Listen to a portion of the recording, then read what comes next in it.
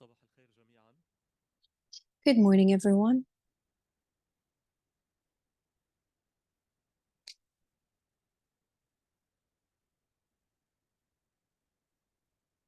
بنرحب بجميع الحضور الكرام. We would like to welcome all of our distinguished guests. حضوركم بشرفنا في المنتدى الثاني. We are honored to have you in the second symposium of the Arab section of the AOAC International. As usual, يتم دعوة الجهة الراعية the sponsoring entity is usually فعاليات المنتدى العربي. invited for the inauguration and launch of the symposium, and so I am honored on behalf of the AOAC to invite the quality control head of department from the senior leadership of the armed forces for a keynote speech.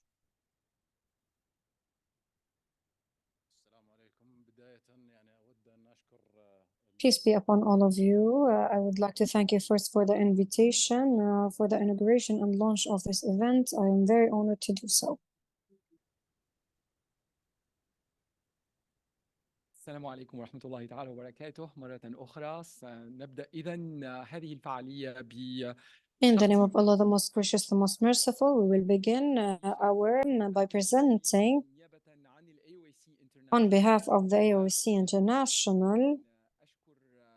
I would like first to thank all my colleagues from Jordan or from abroad for all their collaboration to organize and prepare for this symposium. I would like to also extend my thanks to Dr. Amin Al-Asuf, who has not presented himself. Dr. Amin is the head of the Arab section of the AOAC International.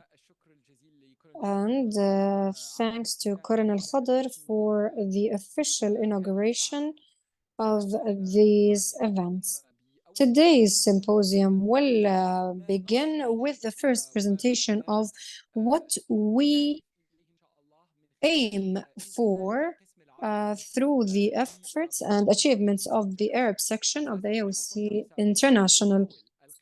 I will try to do my presentation in Arabic, and as you know, there is simultaneous interpretation available for you. If you are using Zoom, you can follow the webinar's link. We have simultaneous interpreters who will interpret the presentation into English.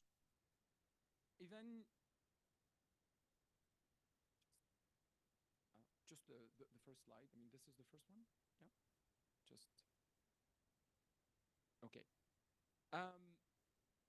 إذن أريد أن أبدأ ربما بنبذة تاريخية حول إنشاء القسم العربي للأي. I would like to start with an overview of the establishment of the Arab section of the AOAC International, and also for us to get to know the AOAC International as a whole. The Arab section is the latest section that was created within the AOAC International, and it aims to gather a scientific community in the field of analyzing food and agricultural products in the Arab region. All the countries that are members of the Arab League are considered within the Arab section of the AOAC. We also collaborate with different accreditation entities, including the EDSMO, which through its leadership, it accepted to embrace this Arab section in addition to our partnership with the GCC Standardization Organization. So through all these efforts, we are keen on supporting the analytical community of food and agriculture. Here we have a short overview of the AOAC International. This year, the AOAC International celebrates 140 years of scientific excellence. It was established in 1884 under the name of the Association of Official Agricultural Chemists. So it is basically a community for agricultural chemists, or that's how it started. In the beginning, it was embraced by official entities in the US, especially by the US Department of Agriculture, and later as part of the Food and Drugs Administration of the US. And it was still part of the FDA until the mid 1970s. Now, the community has transferred from being a local and a regional community, as it was an umbrella of the agricultural chemists in the USA in the beginning, to expand and cover a comprehensive group of scientists. And the latest section, as I said, which was created, was the Arab sector, but this was not the last. We are now working on creating a new section for the 10 islands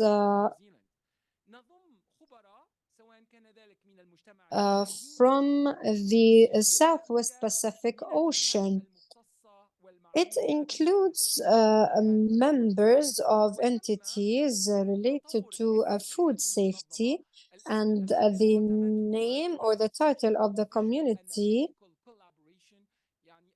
was changed into the Association of Official Analytical Collaboration, and this title was adopted in 2020. Now we have more than 2,300 members, 90 of which are from the Arab region. This is just to show you how there was a leap. When we first started the AOAC, we had 19 members, but now we have 90 members upon the creation of the Arab section. Our vision is to reach a global confidence in consensus-based analytical solutions for food safety, food integrity, and the protection of the public health. We also have a mandate and a mission as an OAC and international, which is to ensure the safety and integrity of foods and other products that impact the public health by convening governments and creating communities, including governments, industries, and academia experts from different universities. What we do is we try to develop or validate laboratory testings and standards, which can be a reference in these product controls, in addition to developing technologies in this area. How we started to work in trying to regulate the Arab community for food safety. It started with an initiative under the umbrella of the UNIDO, which is the United Nations Department for Economical Industrial Development, which started a program for the food safety and the intertrade, and using or as a result of this program, we discovered that we can continue to put more efforts in harmonizing the food safety laboratories, which requires an infrastructure that collaborates, and this infrastructure should combine expertise in food laboratories. So we conducted a study to see the needs, and what we discovered is that the laboratories which work on testing food and agricultural products are many and several, but is there a harmonization in their testing methods? The answer was that there is more efforts need to be done in that regard. So we discovered that the main enabler is to contribute as a community which had international efforts to contribute to creating a section in the Arab region. There are specific conditions that needed to be fulfilled, and we worked with our colleagues here in Jordan and other colleagues who participated and contributed to the establishment. We worked on them on fulfilling the لسنة 2022 requirement, and finally on the 14th of March 2022, the board of directors of the AOC International endorsed the creation of the Arab section. As you can see on the screen, this is how we announced the creation of the Arab section, and various countries from which we can attract expertise are the countries who are member of the Arab League. And as I said, Dr. Amin Assouf was appointed and elected as the head of the Arab section for this period. Also, an executive group was elected comprising of 12 members who convene regularly, and they will support the development of this Arab section. This Arab section is also embraced by the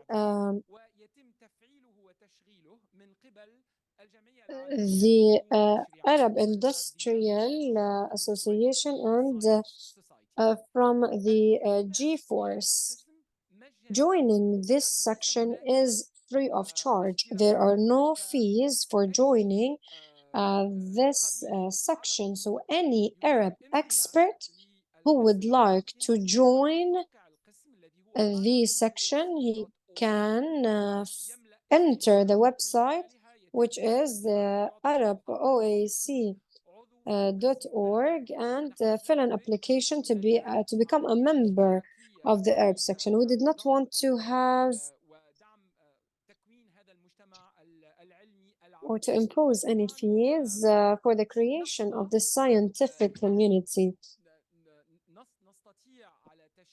And in order for us to enable and operate this section, we are supported by a number of partners, including two companies that I mentioned earlier, which are Waters Company, in addition to our biofarm.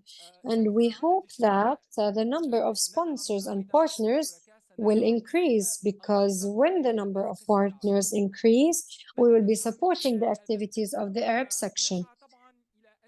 Within this section, we seek to engage Arab experts in the international community of the food and industrial food laboratories. We also aim to have AOC programs that are designed for the needs of the Arab region.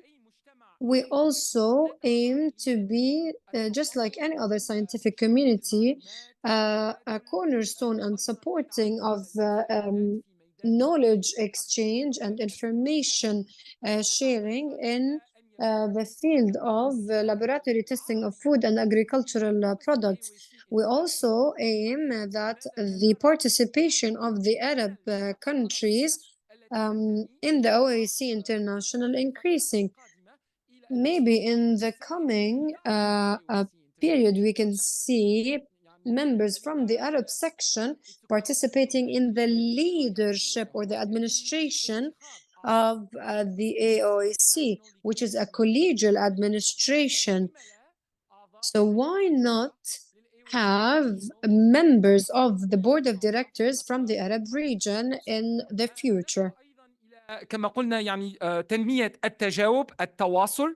We also aim to increase communication and interaction and to serve the Arab analytical community to achieve the AOAC mission, which is the mission of standardization, to standardize the analytical methods in the Arab region and to adopt these standardized analytical methods and have them as a reference, which are known by everyone. I will not take much longer. Of course, we have a mission, a vision, and we have core values as well. We have values that we work according, which are the same as the AOAC International. We seek to have a comprehensive inclusion of analytical community members from various countries of the Arab region. To support the communication, meetings are considered very vital and an utmost requirement. The first meeting was organized in Dubai, the UAE. Last year, we did not have an AOC international meeting for the Arab section, but rather organized through the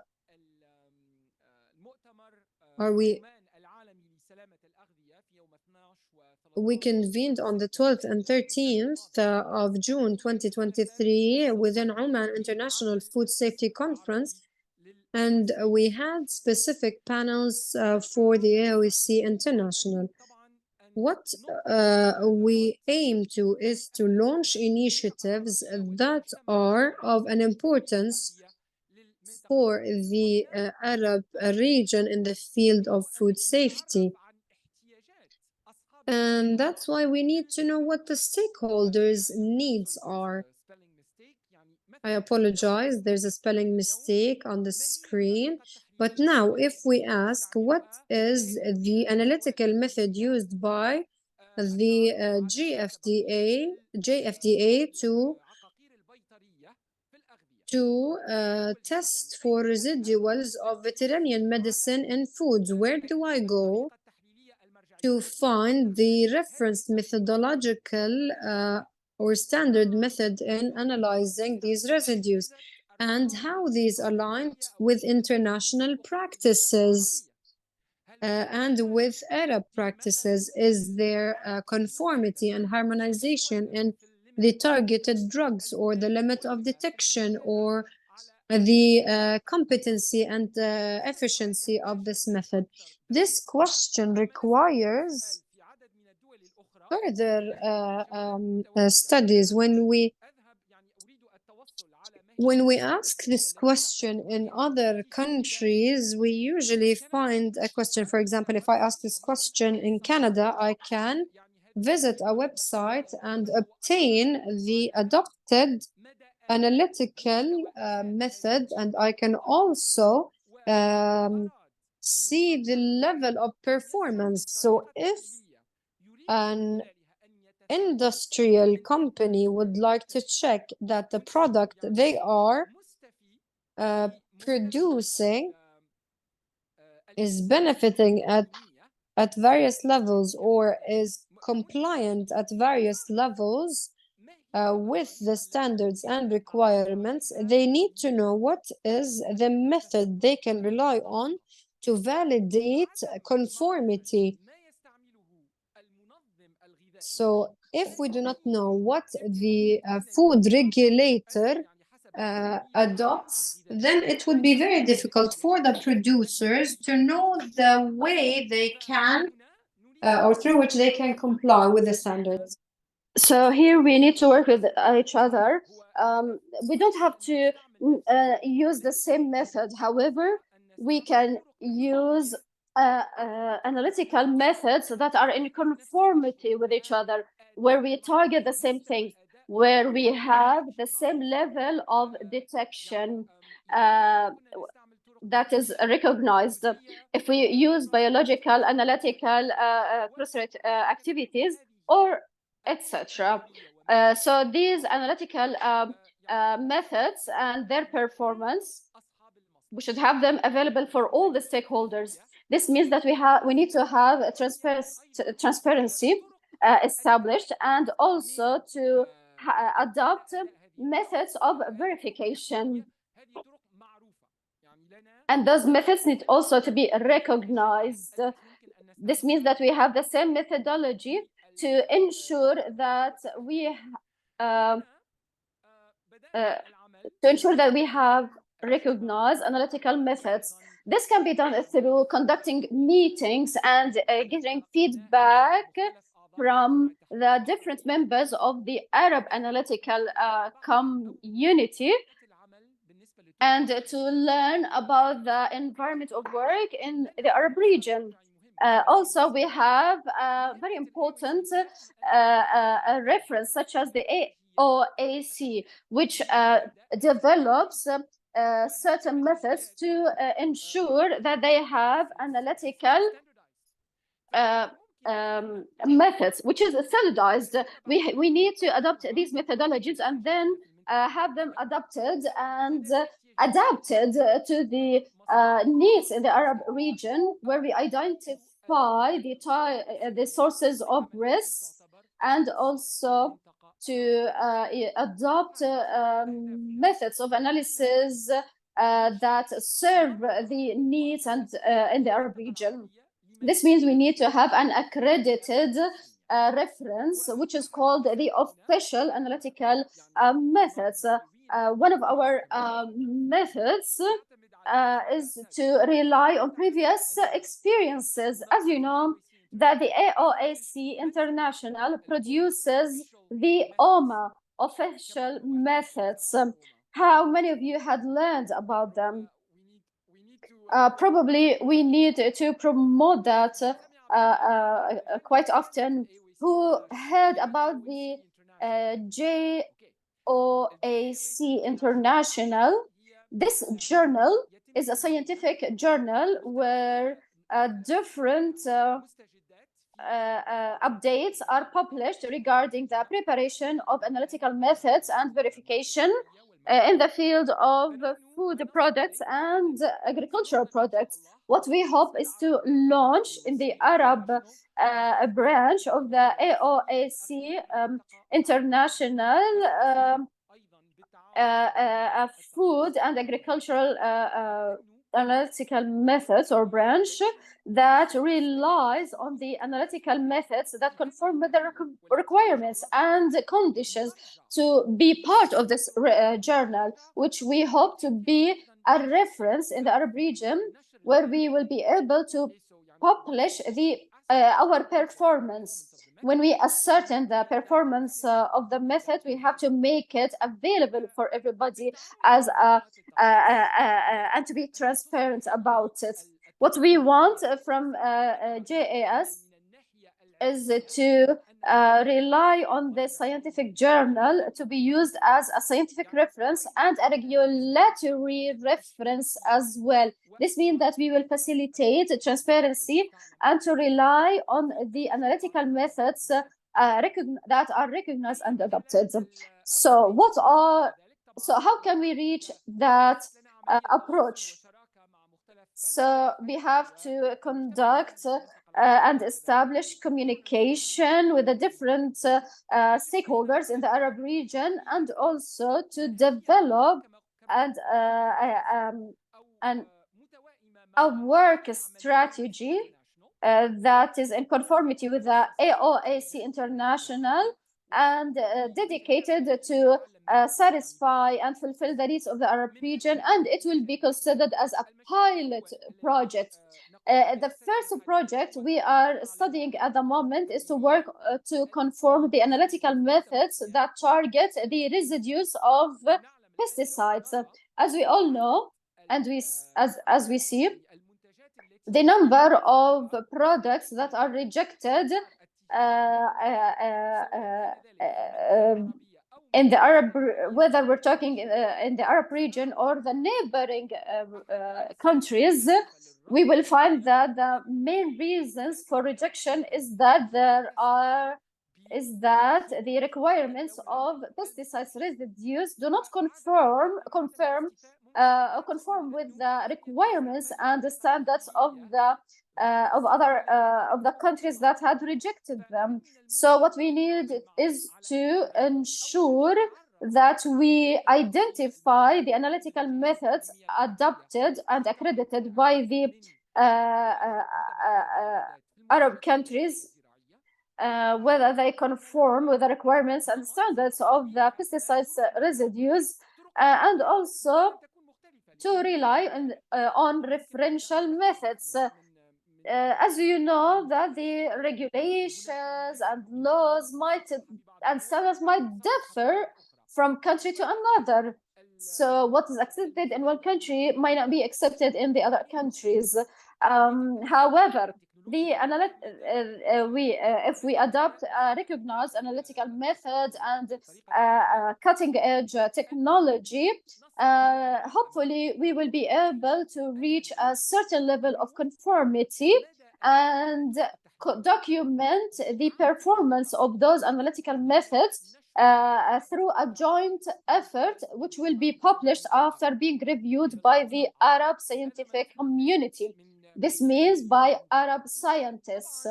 This is the first initiative. So when we do that, we will also seek to provide support to the expertise, and also this will be in an attempt to publish these pieces of information, and we will be able to get accreditation from the official accreditation bodies in the Arab region. The next initiative targets as well the a source of risk that is prioritized, whether in the Arab region or even internationally. If we review what had been published by the food contaminants committee, recently they have developed the maximum levels of aflatoxins in a number of agricultural and food processed products. The aflatoxins are genotoxin toxins that might be present in the food products and agricultural products that are highly consumed in the Arab region, such as cereals and other products, sesame. So our task here is to review their analytical methods or their rapid methods that will help us to make a verification, and is their performance equal to the expensive confirmatory analytical methods. How can we and to what extent these analytical methods are reliable in the Arab markets? So, because some products might extensively exist in the Arab region or Arab markets, which may not be highly consumed in other markets internationally. And also, some analytical methods target gluten-free foods. And these analytical methods are adopted by the Food Constitution Committee or Commission. However, they do not provide the how. This means how to fulfill the requirements of the Food Constitution. So we will work on developing new analytical methods to be adopted by the Arab countries in order to be able to identify the gluten residues to ensure, and also gluten residues in the food in the gluten-free food products. This means that we have to rely on the experts from the Arab region, and also we need to invest in a number of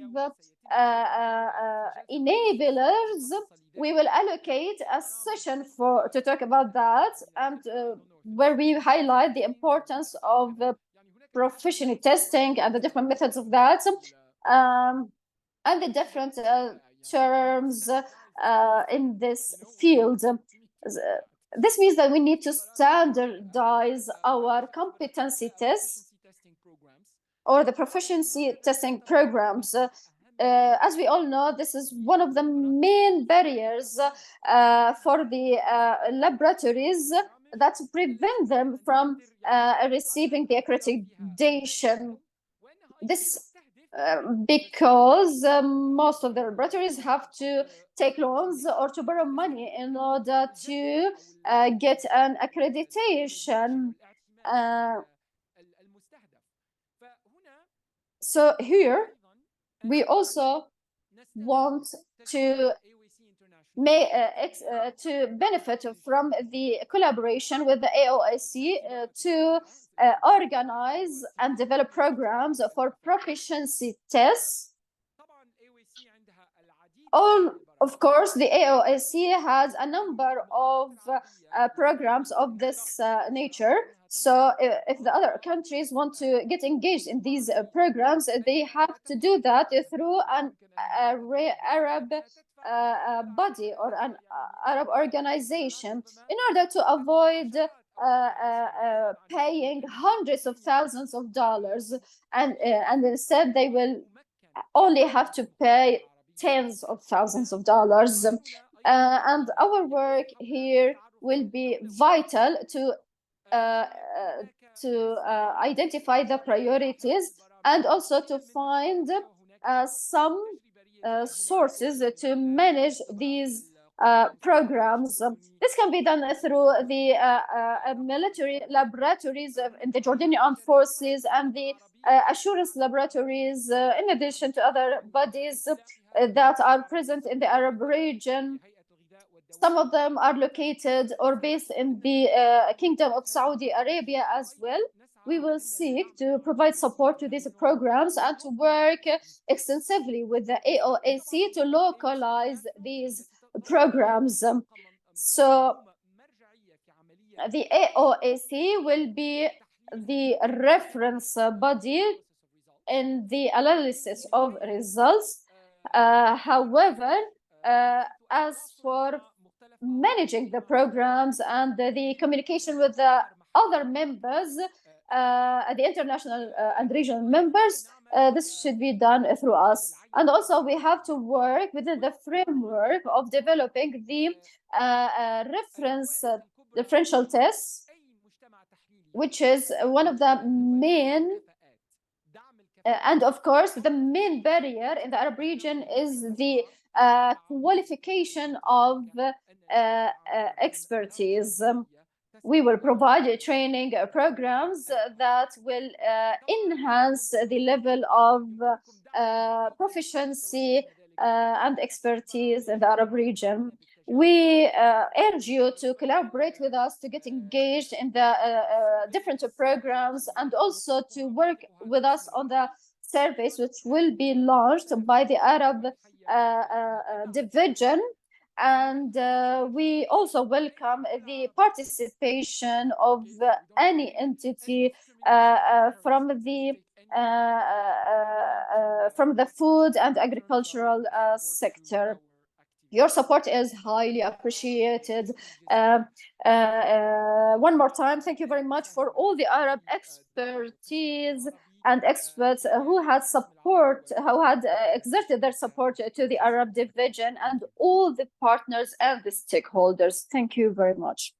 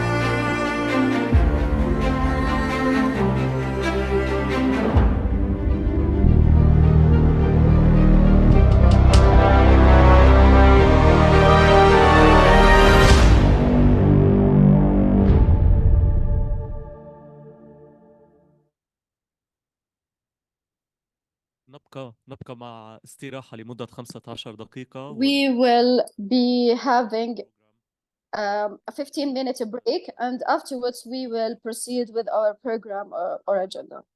Thank you.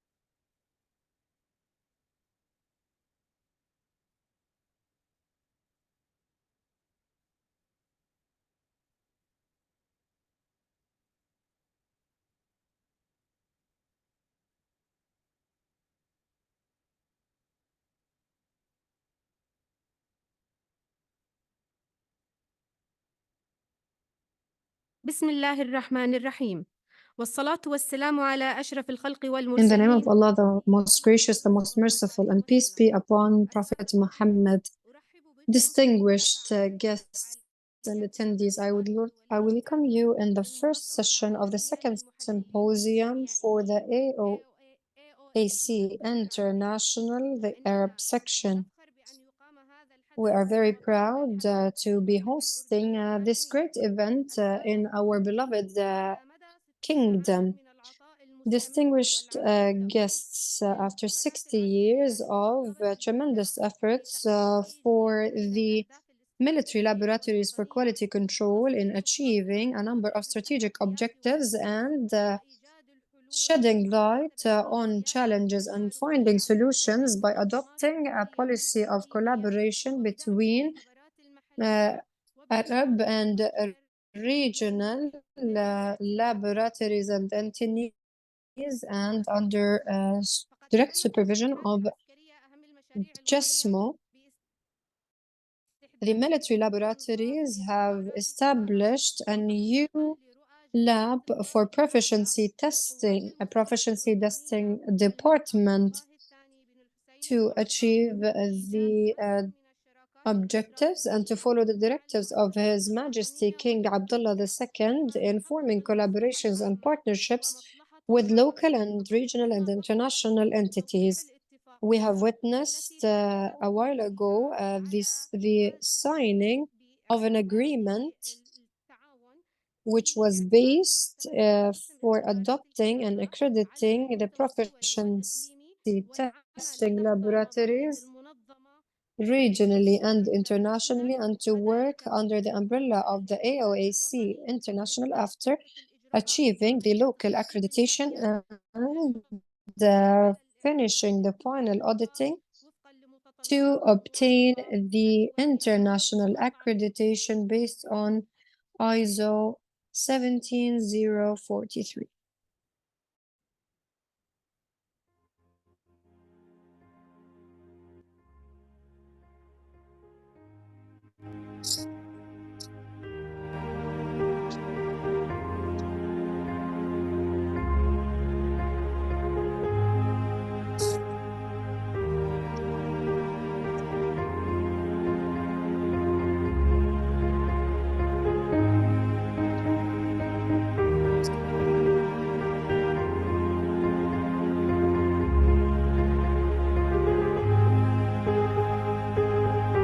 دائما المختبرات العسكرية The منذ military laboratories, since they're established in 1962, have been working on improving their capacities and projects to fulfill the responsibilities and duties to serve the armed forces by controlling غذائية ومهمات تستخدم من all the food products received, and they use the latest equipment and techniques for that. They also work on benefiting private sector entities in addition to the public.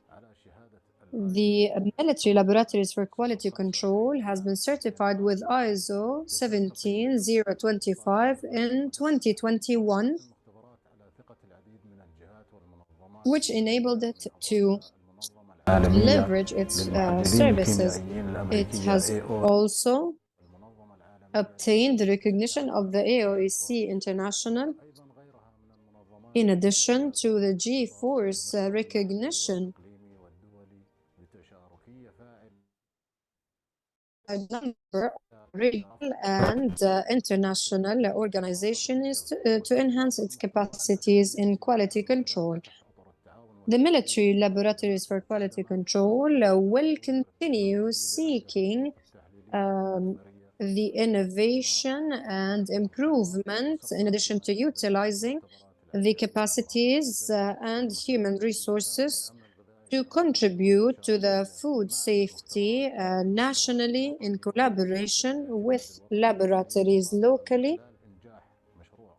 and the conformity assessment, and this is why we established the proficiency testing department. We would like to thank everyone who joined us through this journey, and to ensure you that the military laboratories for quality control will continue to exert efforts to guarantee food safety and public health under the directives of His Majesty King Abdullah II.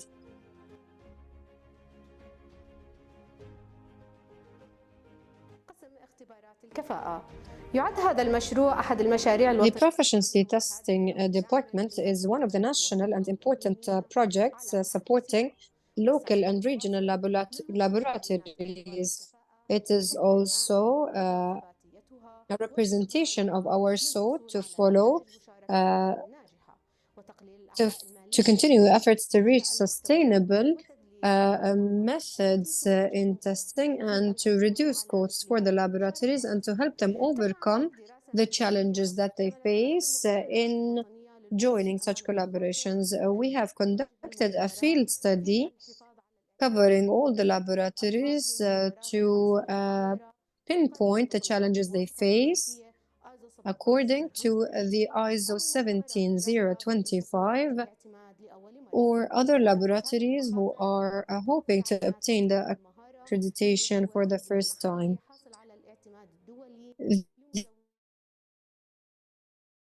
The main challenge pertained obtaining samples from sample providers, and we focused on the standard of ISO 17043. This is why this comes in effort with optimal utilization of the human resources and fully developed laboratories. We have prepared a program that includes 20 pilot studies for 2023, covering more than 31 local and regional laboratories.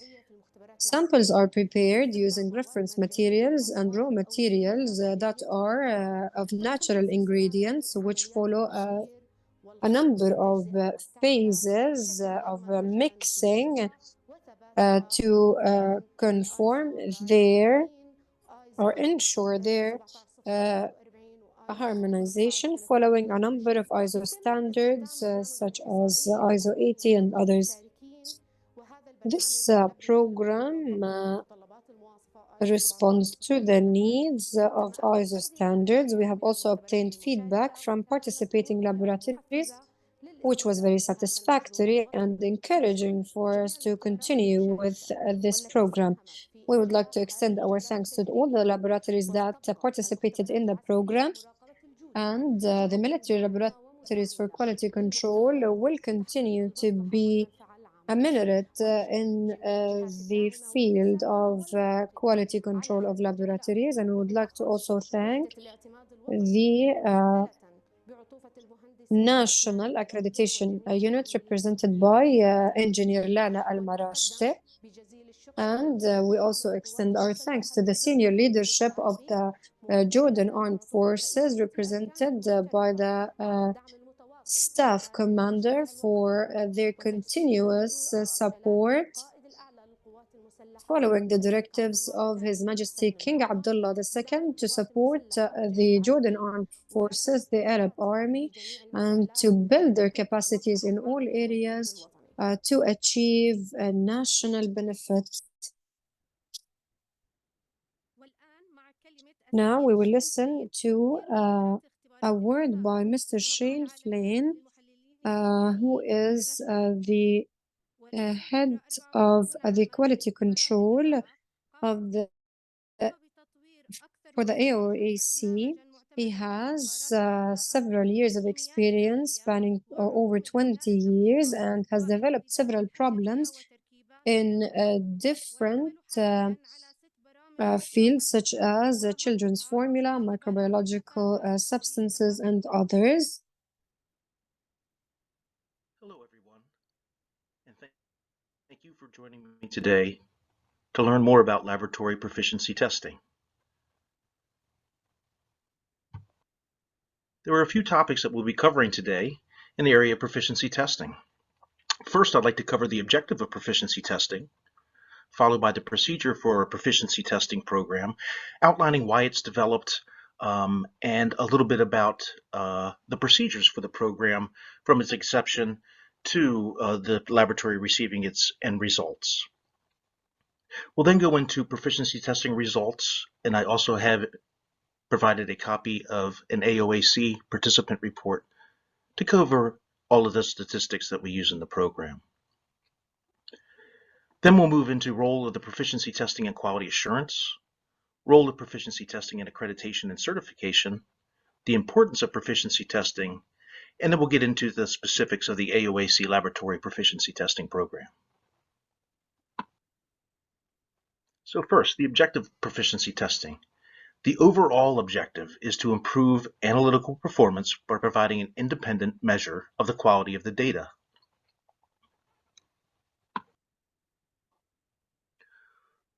The role of proficiency testing and quality assurance. Well, let's look at self-improvement of the laboratory. First, it's to help estimate the relative accuracy and precision of the results compared to other laboratories. It's a great way to compare your results against a pool of other laboratories. It also helps to identify weak methodology that a laboratory might be using. And of course, proficiency testing can be used to detect training needs. If a laboratory is not performing well, it could be the technician, it could be the method, but at least you have identified that training needs to occur on one or both of those. It's also to upgrade the overall quality of the laboratory's performance.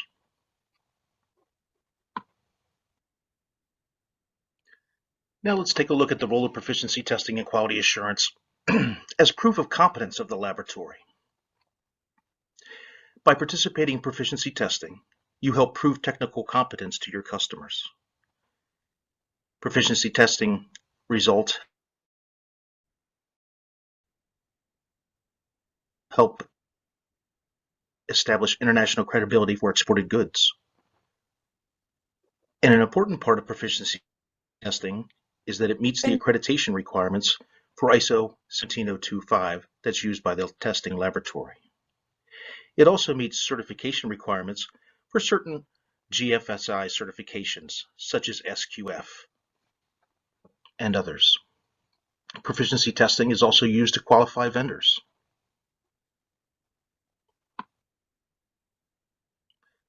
Now let's talk a little bit about accreditation for laboratories. Accreditation, if they aren't already accredited, and they become accredited to ISO 17025. The current version is 2017. This is the general requirements for the competence of testing and calibration laboratories. This standard specifies the general requirements for the competence, impartiality, and consistent operation of testing laboratories. It's applicable to all organizations performing laboratory activities. Doesn't matter what the number of people that work there are. Laboratory customers, regulatory authorities, organizations, and schemes using peer assessment, accrediting bodies, and others use this standard in confirming or recognizing the competence of laboratories. Now, AOAC is on a different side. We are a proficiency testing provider, and as a proficiency testing provider, we are accredited to our own standard, and this is the ISO 17043 standard. 17043 is conformity assessment. It's the general requirements for proficiency testing. It provides all the criteria we need to run an accredited proficiency testing program. This standard specifies the general requirements for the competence of providers of PT schemes and for the development and operation of PT schemes. The requirements are intended to be general for all types of PT schemes, so it's not just for food microbiology, food chemistry, it's not just for our area. There's proficiency testing in all aspects of the scientific area, such as I ran into somebody at a meeting not too long ago that did proficiency testing on the hardness of concrete. So it does cover a large general area. 17043 currently has the 2010 version. However, 2022 currently has a draft. I believe that they are meeting again in November to further discuss the draft of the 2022 version.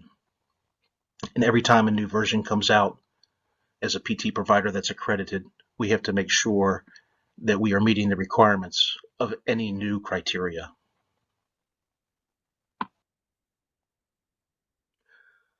Also, as part of a proficiency testing provider, we provide statistics in our reports for the results of the laboratory. Those statistics also have to meet international standards. The standard for statistical methods for use in a proficiency testing program is ISO 13528.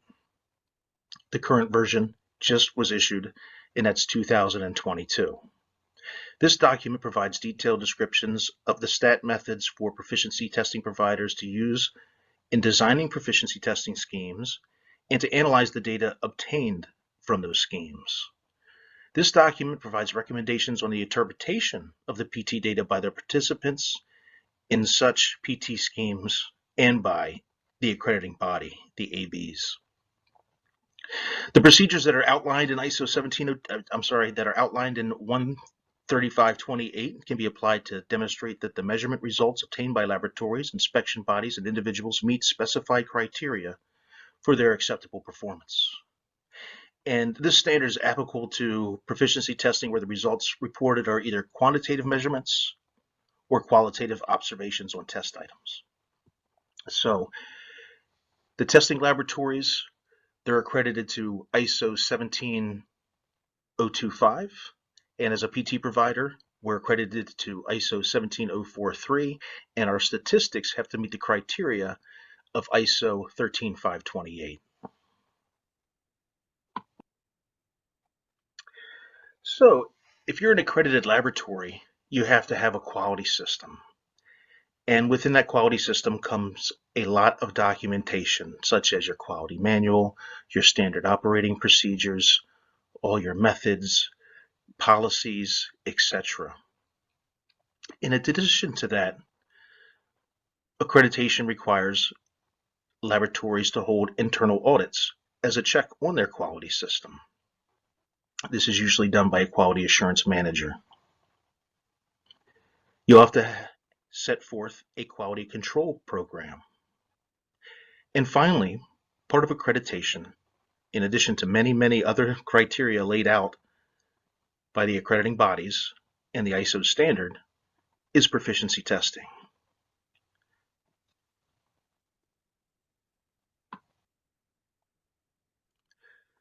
So let's switch gears a little bit and talk about the flow of a proficiency testing program. What is a proficiency testing program? Well, randomly selected subsamples of test materials are distributed to participating labs for concurrent testing. The test materials have to be homogeneous and stable for the time period and storage conditions during the shipment and analysis. And we do a lot of homogeneity and stability on all of our proficiency testing samples. They have to meet homogeneity prior to being shipped, and they also have to meet stability in order for us to provide statistical information on the results for the laboratory. Next, participating laboratories analyze the test materials after they receive them. They then submit results to the proficiency testing provider by the deadline previously set forth. Once the data has been gathered, statistical software analyzes and calculates results. Laboratories are assessed on the difference between their results and a determined assigned value. A performance score based on a z-score is calculated for each laboratory for each test. Then reports are distributed to those participating laboratories from the round. Test materials are distributed on a regular basis, and this provides an opportunity to measure performance often and also identify and correct problems. If laboratories receive z-scores that are greater than 3, that usually is a nonconformance, and the laboratory has to perform a root cause analysis, corrective actions, etc., and usually will need to order an additional set of samples from that round. We make those available. Let's now talk about results. As I mentioned in the previous slide, z-scores are the performance indicator for proficiency testing. And the z-score is the reported value of the analyte by the laboratory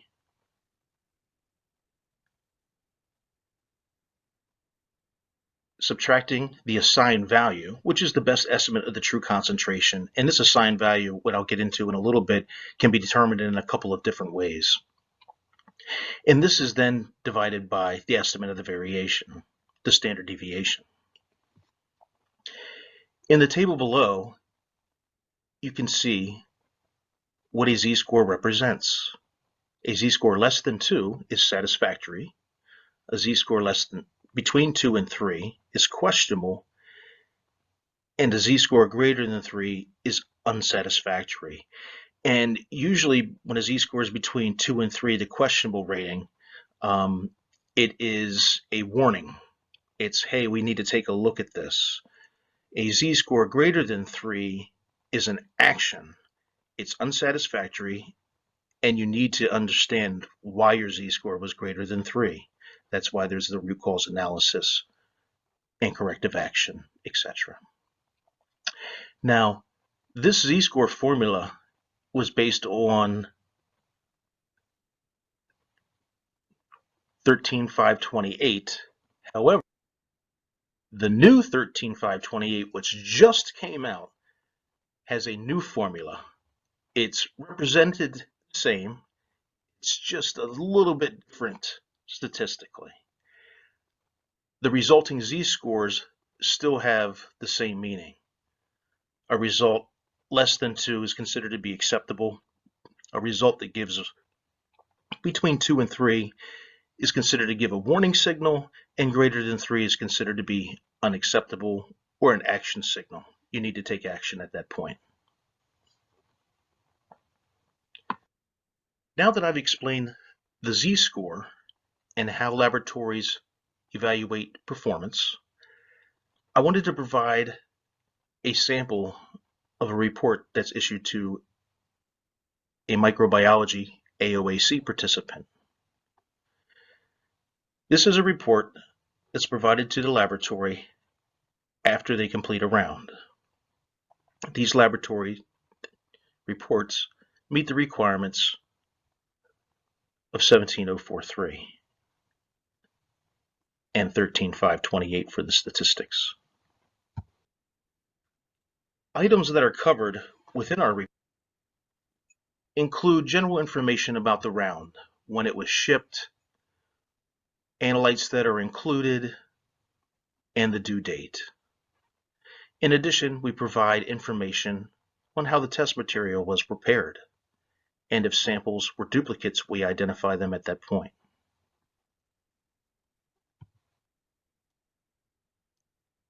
Also required to be in a report is a list of the analyses requested. This particular program is a pathogenic microbiology program. It has 4 samples for qualitative analysis and 4 samples for quantitative analysis. The organisms used for qualitative are Salmonella, E. coli 0157H7, for which you can also report the presence or absence of Shiga toxins, and also Listeria. It also has numerous quantitative, such as aerobic plate count, coliforms, generic E. coli, coagulase positive staph, yeast and mold, bacillus, enterobacteriaceae, etc. Very comprehensive program. But usually if you're a laboratory, you're testing most of these. We also provide information on the calculation and interpretation of the z-score that a participating laboratory receives. Again, this is the current z-score formula, but we will be moving into the 2022 13528 formula, which is just represented a little different. We also provide a detailed discussion of the results, which samples were negative and why. We also provide information on the test kits and methodology used, so that laboratories can identify methods that may be performing better than others. Here's just a table of that comparison for Salmonella, E. coli, Listeria, and then we move into discussion of the quantitative data. It looks like things were rearranged when this was converted to a PowerPoint, but it still provides what the data would look like. We provide information on the assigned value and also the standard deviation from the various methods used. After I cover this technical report, we'll go into an individual laboratory's results, which also display this information.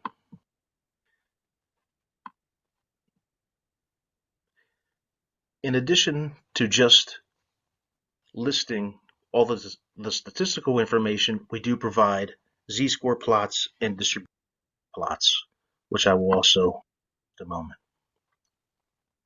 Part of the report also includes the homogeneity data. This page represents homogeneity from the round for the Salmonella, Listeria, and the E. coli 0157H7. Everything passed.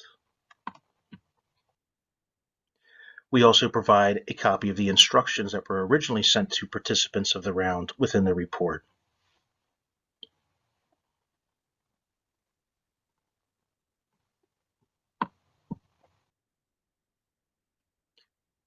Here is the homogeneity from the report.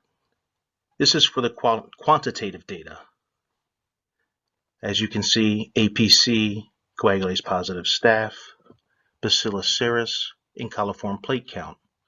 Within this, it's also broken down between the samples, as 2 samples are duplicates, such as 5 and 6, and 7 and 8 were also duplicates for this round. A continuation of the homogeneity, again, just indicating everything had passed for the round. Now let's take a look at an individual laboratory's results. This accompanies this technical report and is specific to each laboratory. This is the page for the qualitative results. It covers the Salmonella. It also lists the method that the laboratory used, and under the reported result column, it indicates the negative or positive, also absence or presence. The far column indicates the expected results, and in between the two is the percent of labs agreeing with your reported result. As you can see, there's a high degree of labs agreeing with each other.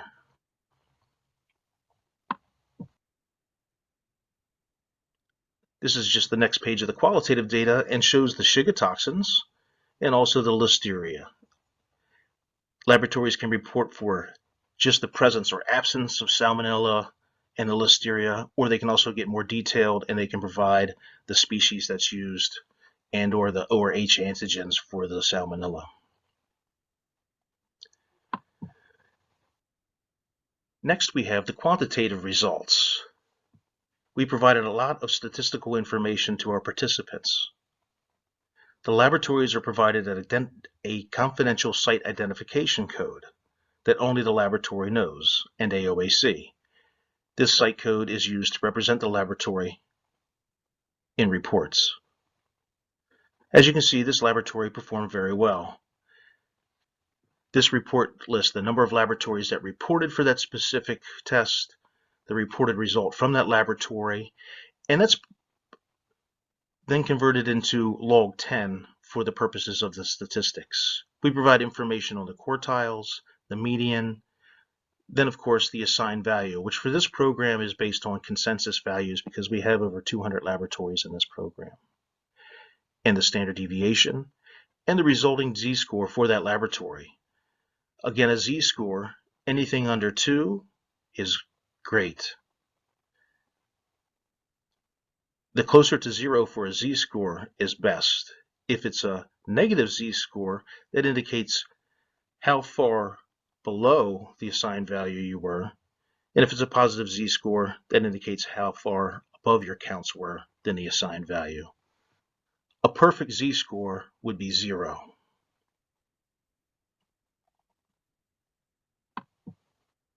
Again, these are just the rest of the organisms for this particular program, the yeast and mold, bacillus, and Enterobacteriaceae. If there's not enough laboratories reporting for a specific organism or technology, such as the MPNs, then we'll indicate in our notes that z-score was not computed. We also provide a graphical display of the data in the form of z-score plots and also histograms. This z-score plot from the same laboratory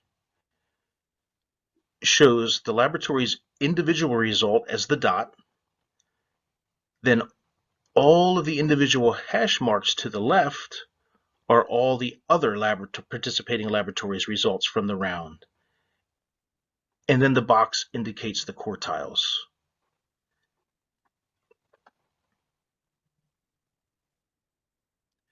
This is a histogram of the same information, just showing where the results lie.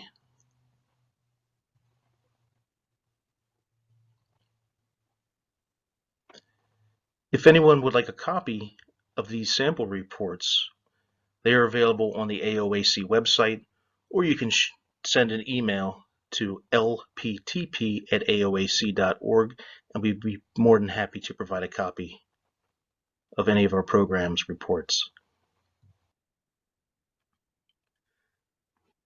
The importance of proficiency testing. Well, overall, it provides an independent measure of quality. It's a great assessment of a laboratory. It really is. Also, proficiency testing meets customer requirements. It meets accreditation requirements and also certification, such as SQF and other GFSIs. Proficiency testing also demonstrates technical competence for the methods, for overall performance of the laboratory, and even the individual laboratory personnel that's doing the testing and reporting the results.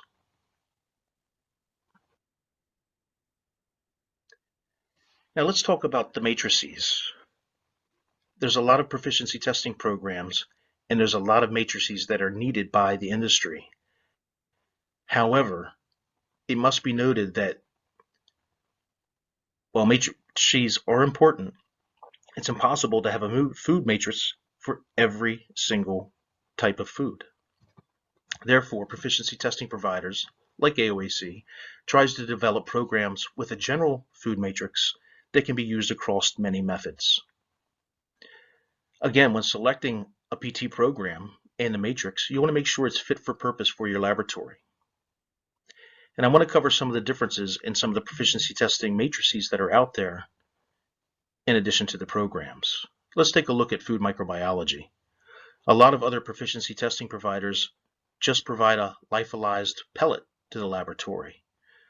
The laboratory then has to take that pellet, mix it, and make sure that that sample is homogeneous before they start the analysis.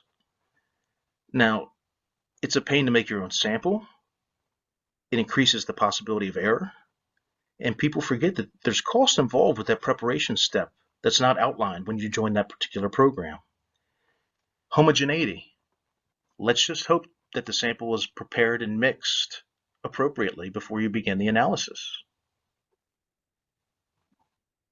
Now, on the other hand, you have programs such as AOAC that provide real food matrices. The samples arrive ready to analyze at the laboratory in an actual food matrix. This decreases the possibility of error. There's no additional cost because the samples, again, arrive as a food product with homogeneity already being completed prior to the samples even being shipped. So there's no worries by the laboratory that's about to complete the analysis. AOAC also sets itself apart from other PT, a lot of comprehensive programs. Many laboratories, when they're testing for food chemistry, they're not just doing moisture, they're not just doing fat, they're not just doing protein, they're doing moisture, fat, protein, fatty acids, you name it, heavy metals. So AOAC designs its programs to be truly comprehensive and to provide analytes or organisms in a broad range. As you just saw in our microbiology program, it's not just Salmonella, it's not just E. coli, it's all of those. Now we do have different programs that have different subsets, but still for the most part they are all comprehensive programs, and that allows for a laboratory to report for as many or as few of the organisms or analytes that they need. Again, AOAC samples are more like routine samples. If you're a microlab, your routine sample is not a lyophilized pellet. It's usually a food product. So it's in the best interest of the laboratory to have a proficiency testing program that offers real food product matrices, such as the AOAC program.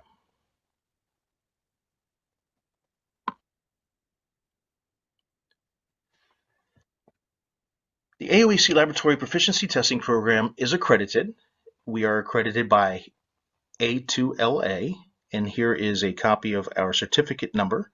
If anybody would like to look up us on the A2LA website, it shows our certificate of accreditation in addition to our scope of accreditation, which shows all the different programs and what we are accredited for. A lot of our programs were developed from feedback from international experts, through working groups or advisory panels, stakeholder interests, etc. Currently, the proficiency testing program at AOAC is focusing on food safety. We have programs in food microbiology, a lot of programs in food microbiology, both pathogen and pathogen-free. We offer a couple of different food chemistry nutritional labeling programs in both meat and cheese. We have an infant formula program, which is an extremely stable matrix that does not have to be shipped with ice. We also have a pesticide residue in fruits and vegetables. That's a great international program with a lot of laboratories. And we just more recently developed a Listeria swab program. This is an Listeria environmental swab, which laboratories are using for surfaces. And more recently, through the AOAC Cannabis Analytical Science Program, we have developed a program for cannabis and hemp.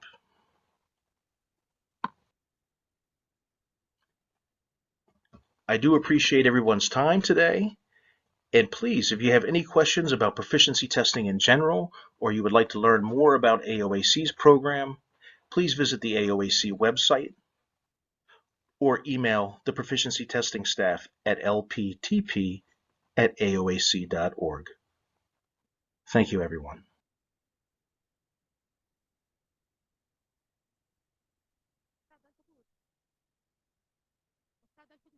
السادة المشاركين عبر تقنية التواصل الافتراضي زوم، أرحب بكم مجددا وأشكر. We would like to welcome you again, and we would يعتبر هذا اللقاء منصة للتواصل فيما بين المختصين. this symposium is an opportunity to exchange expertise and to provide a platform for communication and networking, and to strengthen the methods of dialogue, and to be able to identify the needs of laboratories and to learn more about the programs of PT and training, in addition to referential testing. The AOAC International had developed at the national level, regional level, and international level. And it covers the needs of the Arab region regarding the tests, the PT tests. Dr. Ili Bouyazbek, the expert of food sciences and work at the Ministry of Economics and Trade, and also works as an expert with the AOAC International.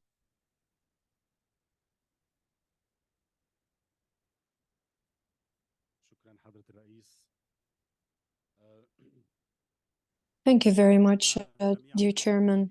We all know that laboratory tests are a major element in conformity assessment, which is the basis of quality in any quality control system.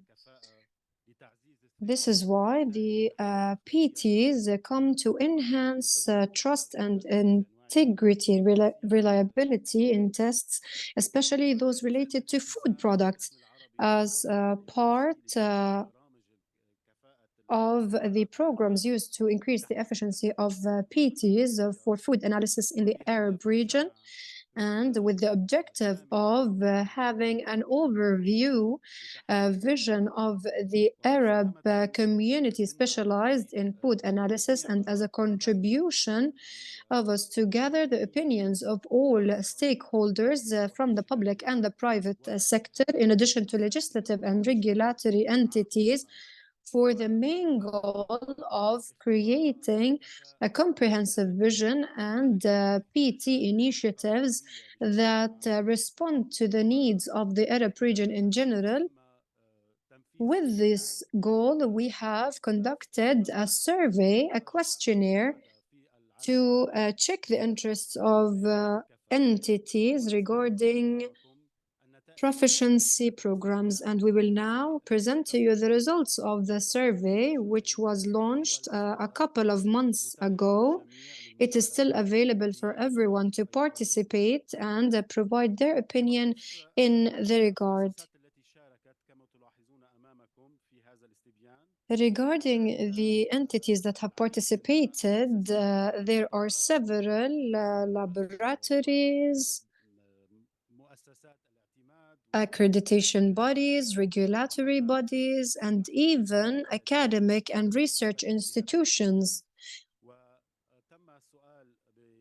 We have asked in number 2 about the status of the organization when it comes to international accreditation, and as you can see, there are several responses. However, the majority was concentrated around the ISO 17025 standard. As per the countries that have participated in the survey until today, we have 10 countries: Algeria, Bahrain, Comoros, Djibouti, Egypt, Iraq, Jordan, and Kuwait, in addition to other countries such as Lebanon and others. This is an indication of the importance Arab countries efforts they exert in this regard. We will also be presenting the priorities of the proficiency programs shortly.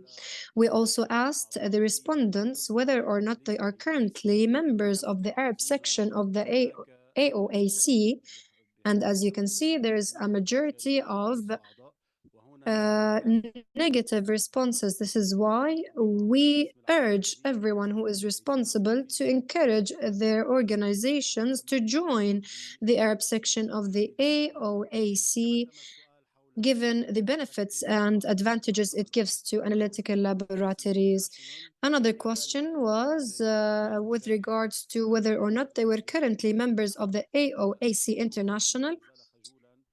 And let me say that the presence of the Arab community within the AOAC International is still very humble. This is why we encourage all the Arab countries to participate and to be members of organizations that mainly focus on laboratory testing.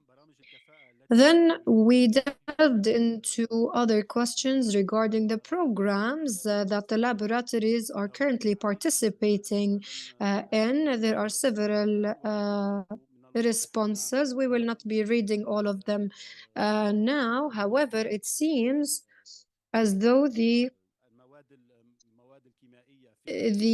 residual chemical assessments are the programs that are most commonly used. However, there's an endless list in this area.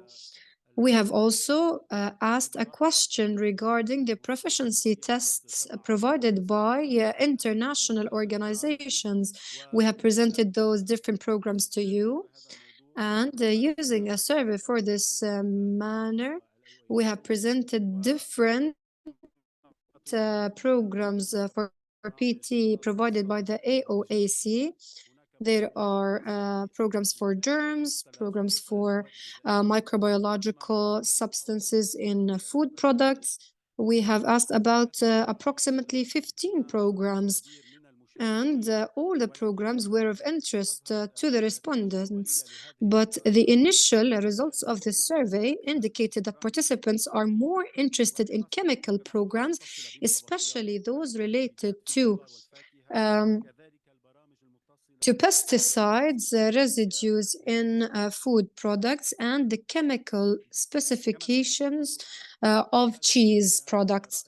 In the survey, we have also asked the respondents about their opinion on a program related to vitamins and nutrients in children's formulas in the Arab region.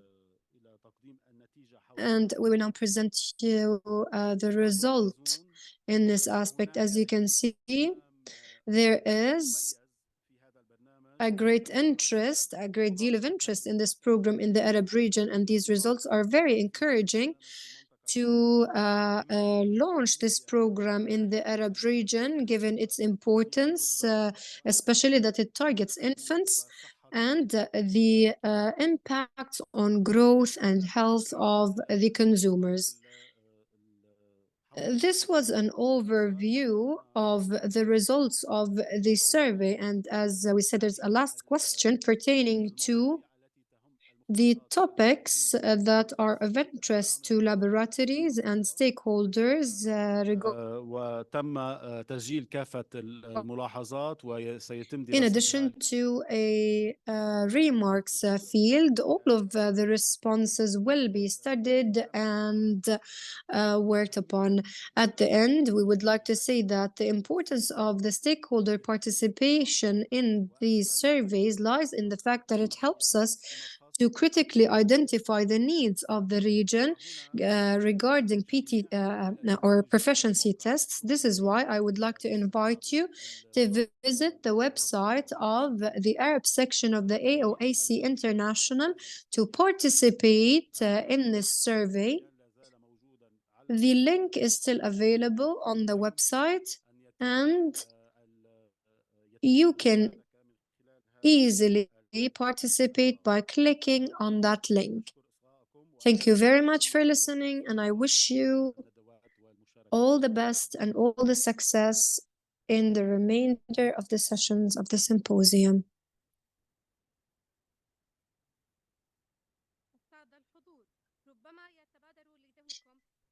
Dear attendees, maybe you are asking why we pay attention to the proficiency tests. ISO 17011 and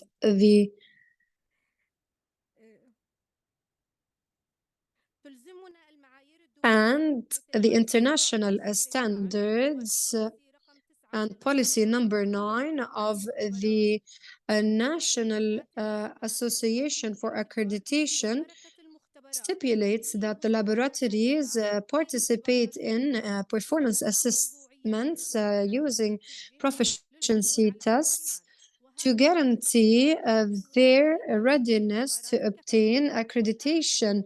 Now, let us welcome Her Excellency Lana Marashde to elaborate and get more knowledge on PT, given the fact that it is a new topic and since AOAC has been collaborating with us. Your Excellency, please take the floor.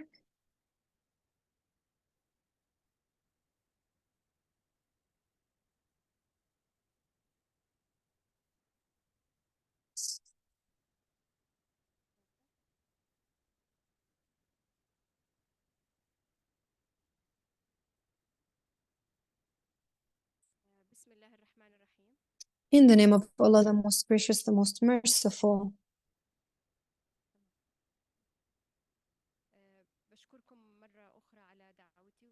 I would like to thank you again for inviting me and for allowing me to give a presentation on the food laboratory accreditation scene in Jordan.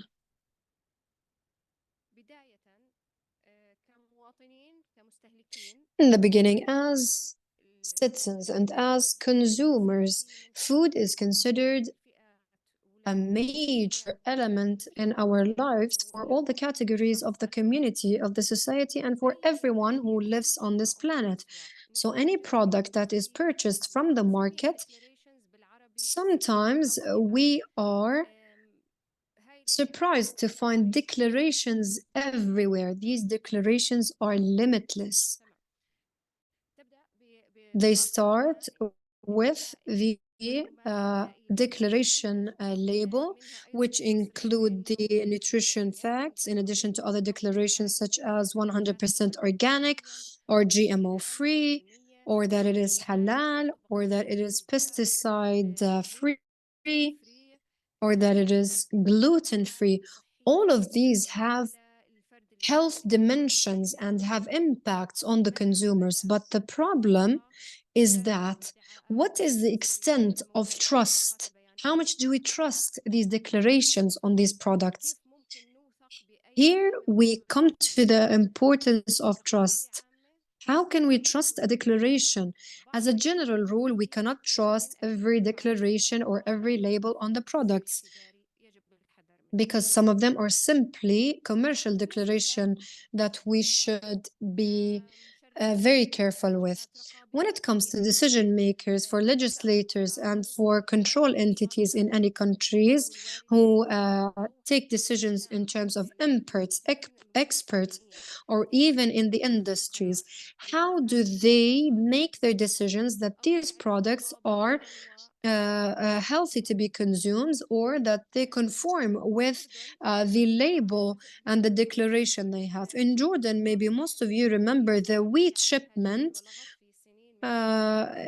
which was very problematic in one of the years. There were tests in several entities and there was discrepancy in the results, and it became a public opinion case. And even if it conformed with the accreditation and standards in Jordan, there was mistrust among people. There was also a similar situation with a coffee shipment coming into Jordan a while ago. So these cases have several dimensions. They are not limited to individuals or to producers. They sometimes have to do with the regulatory bodies or the control bodies. This is why any decision made by these entities should be informed decisions. They should be based on facts and information. There's a saying that is very well known, which is one accurate measurement is worth 1,000 expert opinions, meaning there should be accurate measurements to save us from resorting to expert opinions. This means that if the decision is not based on facts, information, and numbers, then it falls into the category of assumptions. Experts are assuming based on their experiences. However, accurate measurements are based on facts as long as the measurement is accurate and scrutinized. This saying was said in two forms, one measurement and one accurate measurement. But for those who work on standardization, they know the importance on the weight of the word accurate, because if our work is not accurate, we will have diverse results. I will give you an example from the health sector. It gives us a glimpse on the importance of the accurate measurement and how a minor deviation can affect the final results. There was a study by Mayo Clinic. It's a fairly old study. It was conducted 20 years ago, but it gives us good numbers. And unfortunately, similar studies are very rare in these sectors, how minor deviations can have negative impact. But these studies are very common in the health sector. Mayo Clinic conducted a study on 20,000 people. In the health sector, anyone who goes to be diagnosed is considered a patient, regardless of the fact if they are ill or not. So the study resulted in a normal distribution curve. In the health sector, the decision limit to decide whether or not the person has cholesterol issues and needs to be treated is if they have 240 milligrams per deciliter. And if there is a deviation in the laboratory result by a plus or minus 10%, then what is the effect of that? If the result is plus 10%, this means that the person who has a cholesterol at the level of 230 or 234 will show results of 240. So the actual amount is 230, but the test results will show 240. So these people are basically healthy, and it is unnecessary to treat them. The study found that 20% of the people who have been tested are healthy people who do not need to be treated. However, if we look at the diverse deviation or the negative deviation, which is someone who has a pathological case and needs to be treated, it showed that 13% of these pathological cases were untreated. These are very bad results in the health sector. As we can see that there are healthy people who are taking medicines they do not need and who are exposing their bodies to unnecessary substances, in addition to the cost of the medicines that are being dispensed to people who do not need them. You know how much excessive spending there is in medicine, especially in public institutions. On the other hand, we have pathological cases who need to be treated but are not receiving the treatment they need because of these negative test results, and this will cause them more problems in the future. This is an example of only one test with only 10% deviation, and it shows us that It is very important to have accurate measures, not only measures, accurate measures that we can base our decisions on. Most of the activities that are usually assessed to give full information for decision making are called conformity assessment activities, and they include testing, calibration, inspection, and certification. Testing is well known. It is any analytical test done at a laboratory to give a result, be it qualitative or quantitative. The calibration comes under conformity assessment activities because it is related to accuracy. No laboratory can claim that it is given an accurate a measurement unless it has the right calibration and unless it has identified the height, weight, or light intensity, etc. So calibration is very essential to conformity assessment. In addition to that, we have the inspection, and we know that control entities take the responsibility of checking the laboratory and inspecting the laboratory. And at the end, we have certification, which is issuing a conformity certification that this product conforms with the specific criteria or standards. There are several steps taken to guarantee the harmonization, and the most important entity to guarantee the harmonization is the ISO, which issued the standards for the proficiency and competency for these laboratories. But there's another executive entities that ensure the application of these standards, which are the accreditation bodies. The principles which ISO standards are based on are the impartiality of these entities, the competence, and the consistent operations. As per the accreditation, it is the formal recognition that an organization is competent to perform specific processes and activities as they are described in these standards. Of course, this is done by different accreditation units in the countries, so it is a formal recognition that the entity has the competency to perform its tasks. It's defined and specific tasks because, as you know, each accreditation has an accreditation scope, meaning that if the laboratory is accredited, this doesn't mean that all the tasks they do is accredited. So this recognition is bound to a specific area or scope. Here we look at the international infrastructure when it comes to conformity assessment. As you can see, it is a pyramid structure, as you can see on the slide.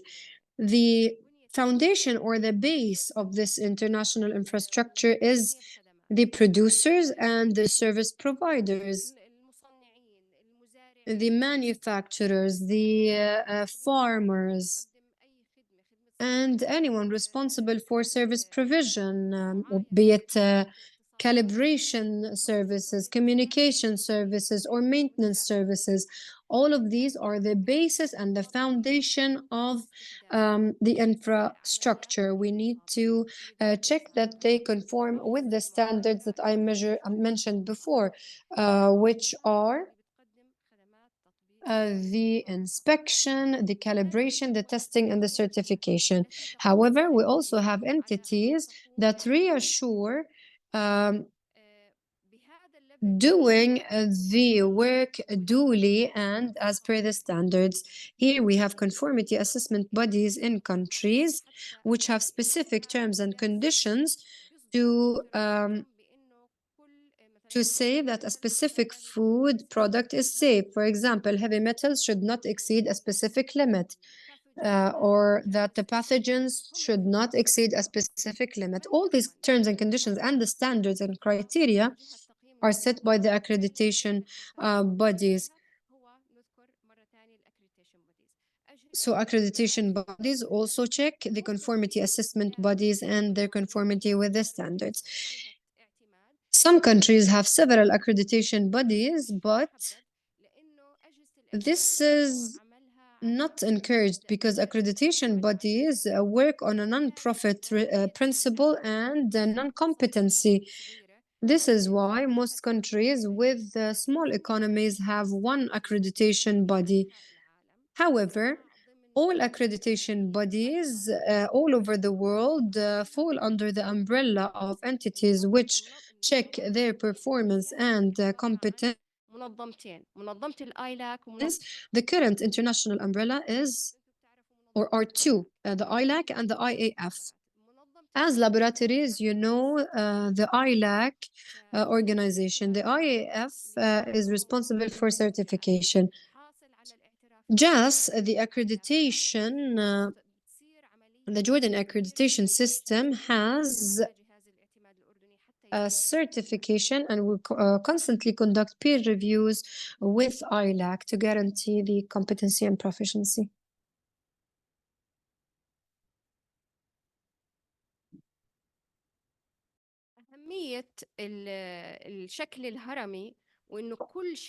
The importance of this pyramid structure is that it's a reminder that we need harmonization in work. It also helps in reducing technical barriers to trade and hence provides local industry and trade with new marketing opportunities worldwide. We have seen in the previous presentations that there are problems facing the trade, that there is no harmonization in the Arab region trade, or other barriers causing success and failure in several countries. This needs reassessment and retesting, accompanied by different costs, be it at the human resources level or in cost financial levels. The benefits of international structure lies in the fact of reducing these technical barriers. So far, we still have problems, but there are several initiatives, such as the agreement that has been signed today between the Jordan Armed Forces and the AOAC to disseminate the harmonization and the principles of conformity assessments. We have local issues that we are all aware of, and we hope that this agreement will help local entities to overcome these barriers. The AOAC also has an international dimension, meaning that if this is applied in a specific region, it will definitely be replicated in another region, which leads us to reach a point where all these bodies have the same standard of accreditation. As I have told you, we are accredited, but we aim to receive national recognition in addition to international acceptance. Regarding the accredited food testing laboratories in Jordan, there are several.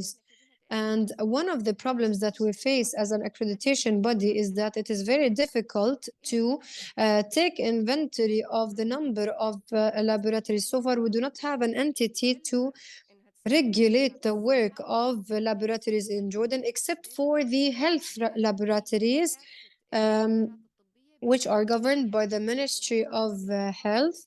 Where they have a database including all the information. However, in the other sectors, we have a problem with the regulation in the local market, preventing us from detecting the number of operating laboratories and of having conditions for their work.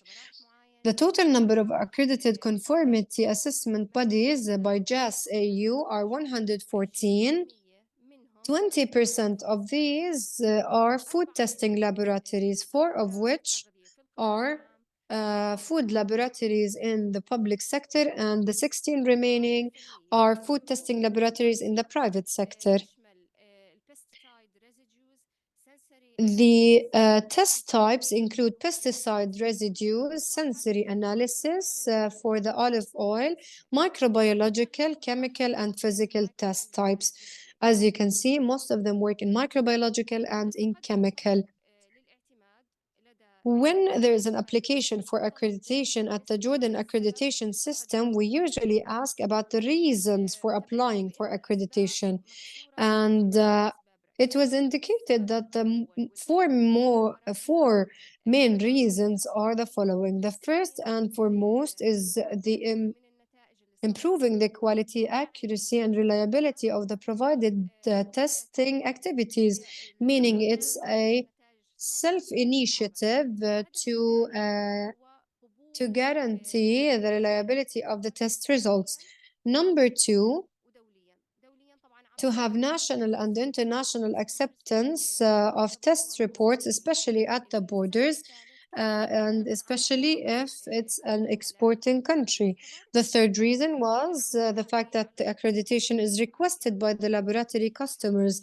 Lots of customers ask the laboratories whether or not they are accredited. If they are accredited, they use their services, otherwise they don't.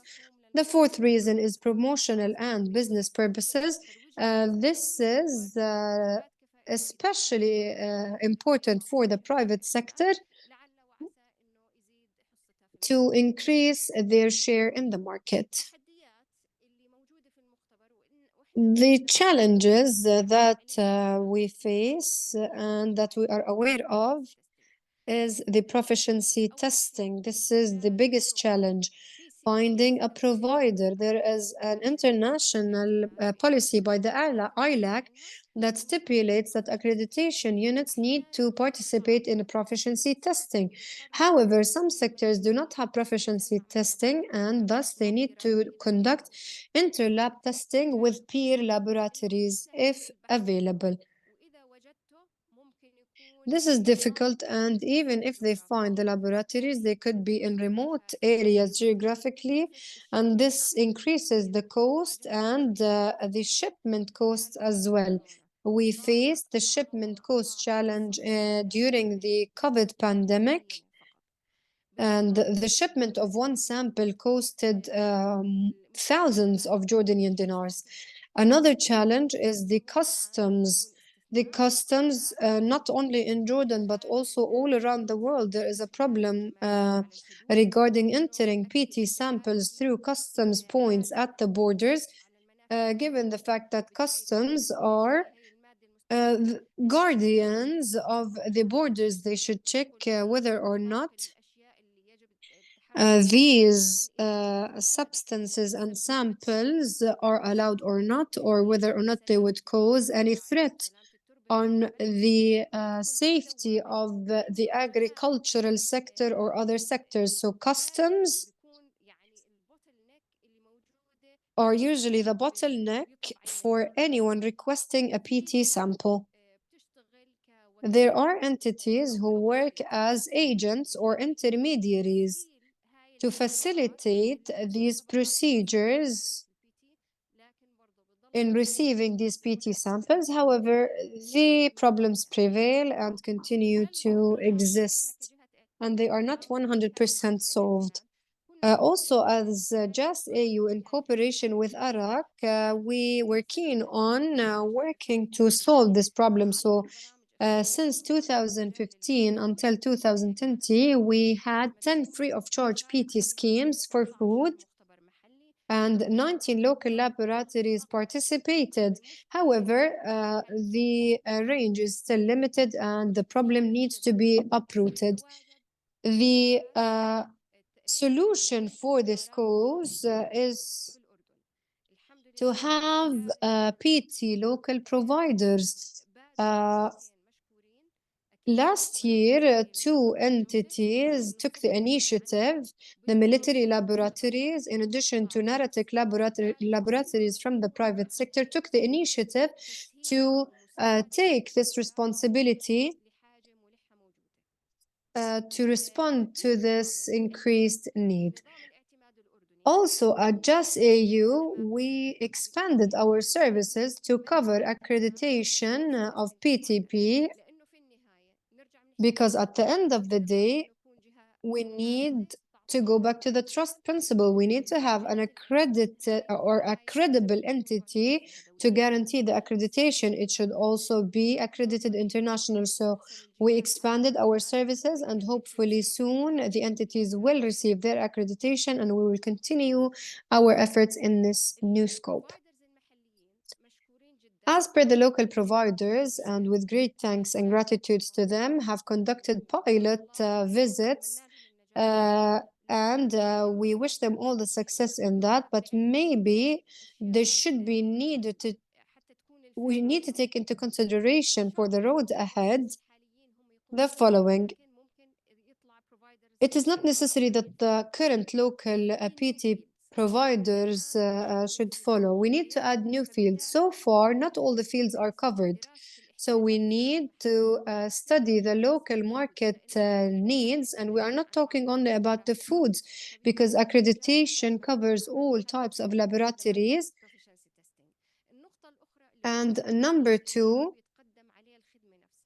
which is the field where the service is provided, such as the microbiology. During the first presentation, it was mentioned that there is a matrix. If the matrix does not conform with what the laboratory tests, then we do not get accurate results. So we need, if it's not possible to provide all the matrices, we need to find a scientific and practical solution to cover different laboratories regardless of the matrices they use. And we here reiterate the importance of following the principle of integration, not competition. So far, we have 2 PTPs locally, and we are very proud to say that there is great harmony, there is no competition, and they try to work on covering the needs of the market in a comprehensive way. And the room is open before other PT providers, as long as they keep this principle into consideration.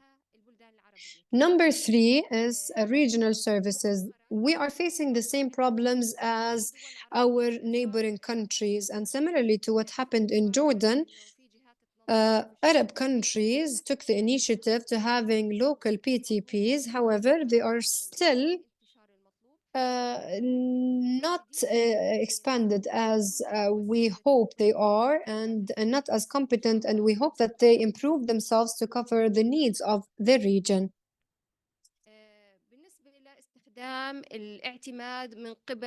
As per the use of accreditation by regulators worldwide, in the early days of accreditation in the 20th century, it was predominantly seen as a voluntary activity. However, many regulators were convinced with the accreditation importance, and we here go back to the informed decision and how important it is to have accurate information to make decisions. This is why the accreditation has become mandatory in many regulated areas, and it is a requirement for the public procurement or any other procurements pertaining to food and agriculture. Also, we have witnessed a transformation in governmental entities. In the past, government bodies operated by the power of law in the national market, and they saw that they were not subject to competition and that they do not need an external body to attest their competency. Now, despite the regulatory mandate around the world, these governmental bodies need to prove to the public that they are proficient. Sometimes the results are very accurate, but they lose the trust of the public, and it is very hard to regain this trust. And that's why they need to prove to the public that anything I require from the public or the private sector, I also follow.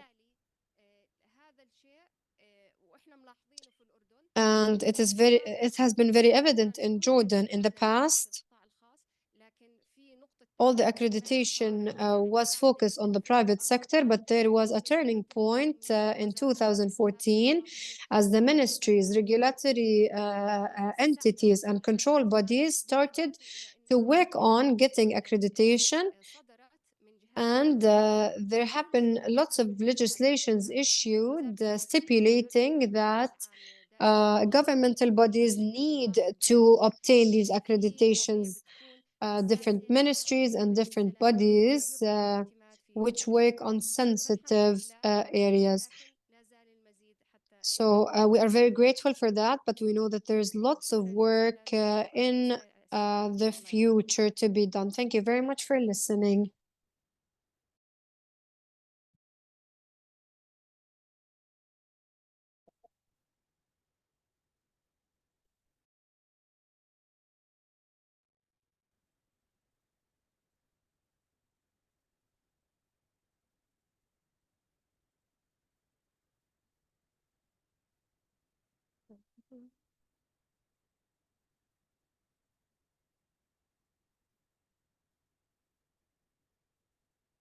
يعطيكم العافية. خفيف لطيف ما راح أطول My presentation is going to be short. I'm not going to take long of your time. I'm going to tell you what we have done last year. Because we started the PTs in 2023 and it's still ongoing for the benefit of the whole country and to provide support to all the laboratories and to facilitate the process for them to get the accreditation or to realize any of their optimal goals. In the beginning, I would like to thank all the laboratories. Most of them are here present with us who had participated in the rounds of 2023 and 2024. Without your participation, we wouldn't have succeeded and we wouldn't be able to reach the goals that we have drawn. Thank you for participating in the success of the project, and we invite you to continue your participation, to send us a sample, share it with us, to just to check the proficiency of those laboratories, and will help us to generate statistical information which is based on the activities conducted by the laboratories and their results. Therefore, we have asked a new some information to send us 3 results and to prove that each result had been conducted by a different device and a different personnel in order to be able to calculate the individual values. We encourage the laboratories to use different methods, different devices, for instance, for nitrogen tests, fatty acids tests, etc.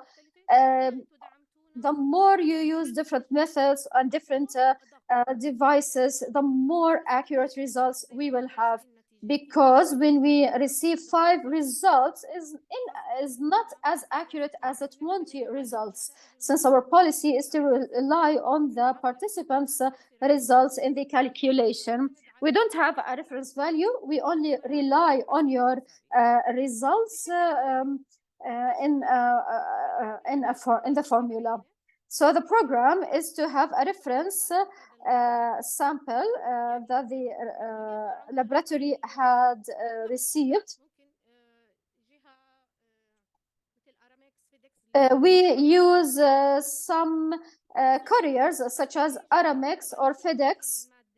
And when the laboratory receives the sample, they will conduct their routine testing methods.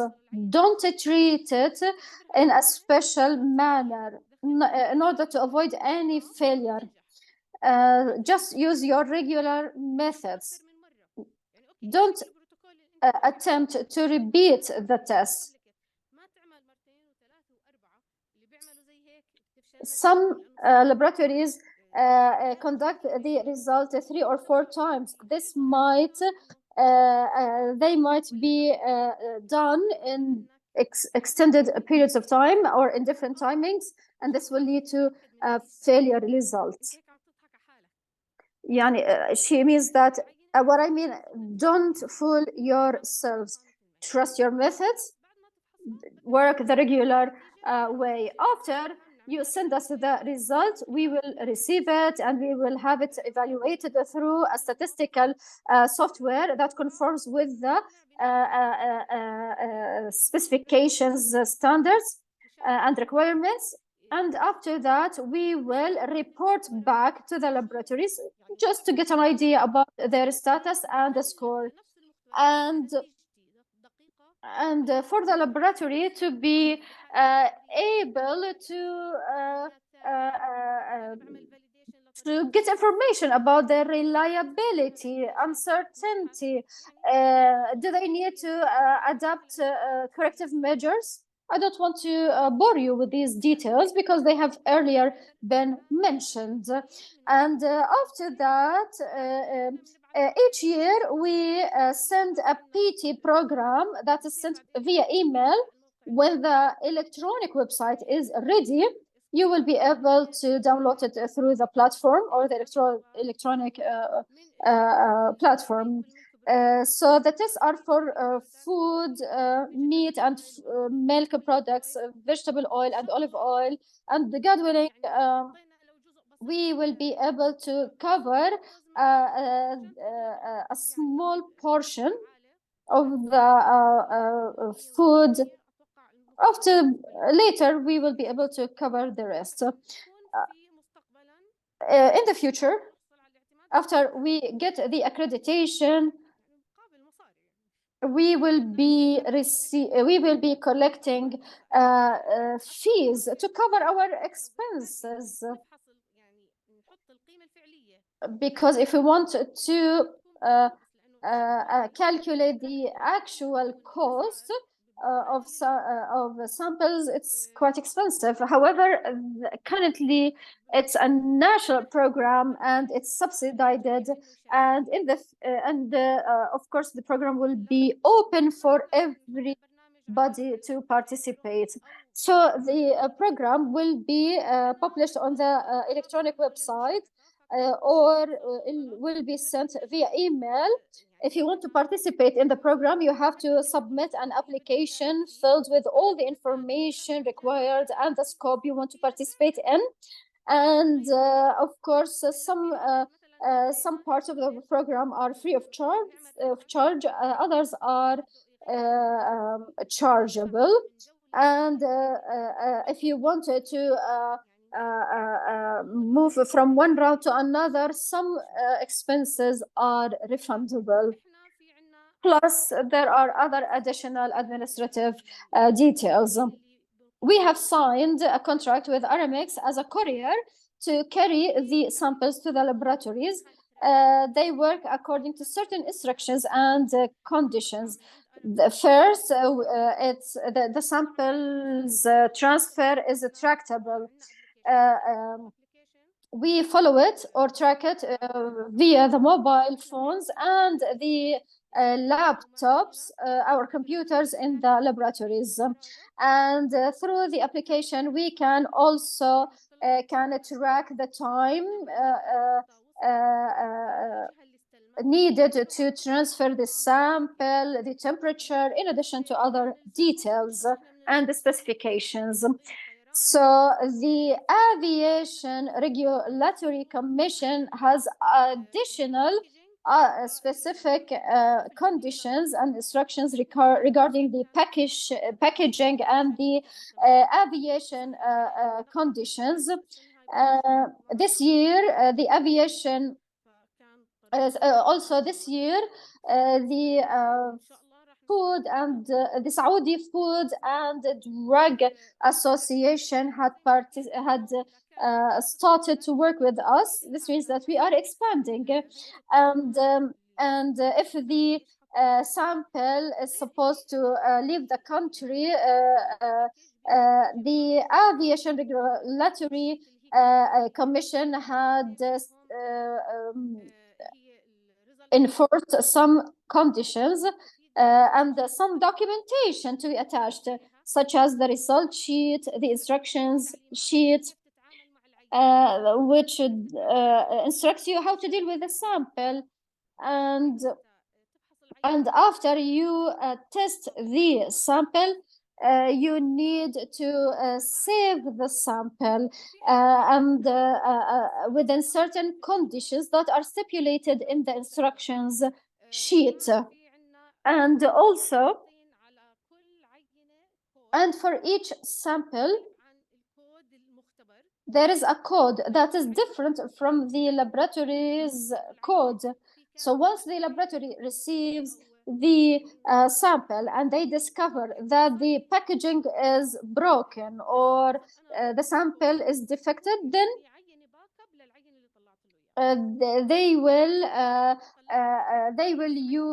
then I will send them the backup sample, which is identical to the earlier sent sample.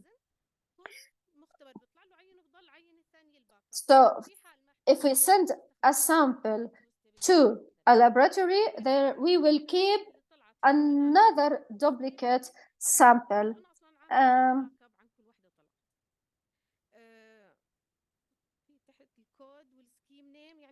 Here there is a box for the code and the scheme name, in addition to other information pertaining the sample. Sometimes we receive notes from the Food and Drug Association regarding the information completed or filled in the boxes. And so once we receive these notes, we immediately extract the sample and we send them another sample to the laboratory in order to avoid violating any form of violation. And upon the receival of the sample, they should send us a receipt note. We have receipt note and delivery note. In this note, you have to specify the condition of the sample. This will help us to evaluate the performance of the carrier. Unfortunately, most laboratories do not send the receipt note or the other notes. In the event, we announced that the round is going to be on the 28th of this month. And if we have a delay of 5 days, you need to inform us that there is a delay in the delivery. It's critical, or it's vital to be informed by the laboratories to inform us that they did not receive the sample. You will be given 5 days upon the receival of the sample. If you exceed this duration, you have lost your right to receive the backup sample. If you receive the sample and you find that it's defected or the packaging is broken, you have a period of 5 days to send us, to inform us in order to send you the backup sample. These are photos of our products, labeled products, which include information which is important to confirm that they are to confirm their conformity regarding the quantity, is it sufficient or not, the weight, etc. Some laboratories think that the quantity of 5 grams is sufficient. Others claim that 10 grams is sufficient. I'm not sure about your condition. I think somebody said it's more than enough.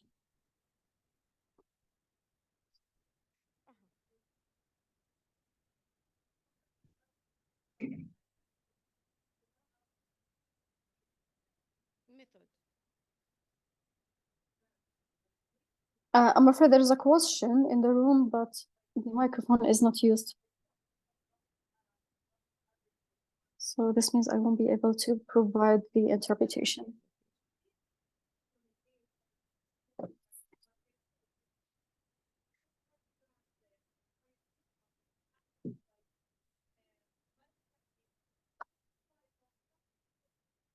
لانه كمان انا عم برجع للايزو لو شفتوا بالانستركشن شيت احنا كاتبين ايش هي. If you would review the instructions sheet, you will find there is a bullet that states the ISO version.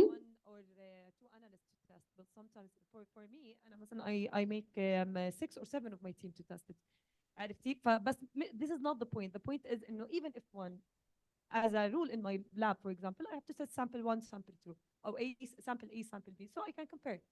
But when you do that, يعني for example, oil sample, the last oil sample اللي اجتني هي كانت تقريبا 200 ml صح؟ صحيح 200 ml. If I want to do peroxide A and B, if I want to make free fatty acid A and B, I don't have any left samples. But when you do that on the يعني إذا بدك تعملي على عدد مشاركين لا يعني حتى لو عملتها بس A و B 1 و 2 بس duplicate بس duplicate which is a rule يعني in most of the labs to take an A and B يعني minimum يعني أنا two analysts A and B 56.4 and 56.4 this is the 113 grams. If I wanted to add peroxide, if I'm doing 10 grams وكان في عندي fame sample. انت مغطي السكوب كامل عشان هيك كانت معناته I'm just saying you have covered the whole scope. Do you suggest increasing the amount of the sample?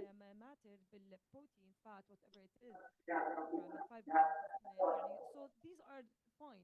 But sometimes الأشياء اللي مثل الزيت for example active ingredient The active ingredients, the date, the cationic and ionic. Here I'm doing 1 liter of the ISO method according to the Jordanian standards. It's not enough because sometimes they have total fatty acid and there are so many tests in the positives as well. So I have, this is my point regarding the oil samples. So here, do you suggest that for the oil samples, do you suggest that we send sample for one test and not to not to include several tests for the same sample? I believe this is up to the laboratories. As for the oil tests or samples, they usually send 2 samples. I don't understand how to, because we want to conduct a homogeneous sample and sometimes the quantity, there's a problem in the quantity. And in the event, the laboratories need more quantity, maybe you can send the extra sample or the backup sample. And I had no idea that there is an extra sample or a backup sample. When I get the report, I have to work on the whole scope.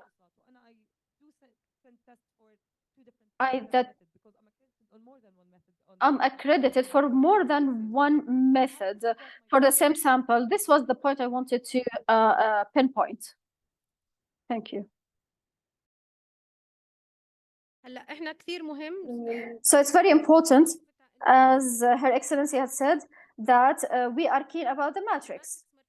So the matrix in some cases will have an impact whether the sample is homogenized or not. If I wanted to test the certain parameters that are naturally part of the product or a residue of pesticides, then it's very important for it to conduct a spike. I want to see if there's some kind of interaction between the different components of the product, because this will have an impact on the concentration in the sample. So the selection of the matrix is quite important. In addition to the method I'm working on, is the method in conformity of this matrix or not? So the method selection is quite important and critical. So in the instruction sheet, you have to read the method we have chosen and the sample on which the matrix is based on or chosen for, and whether it's in conformity for the material that we have chosen. It needs to be in conformity for the matrix, the method, I forgot the third, and the components I want to analyze or test.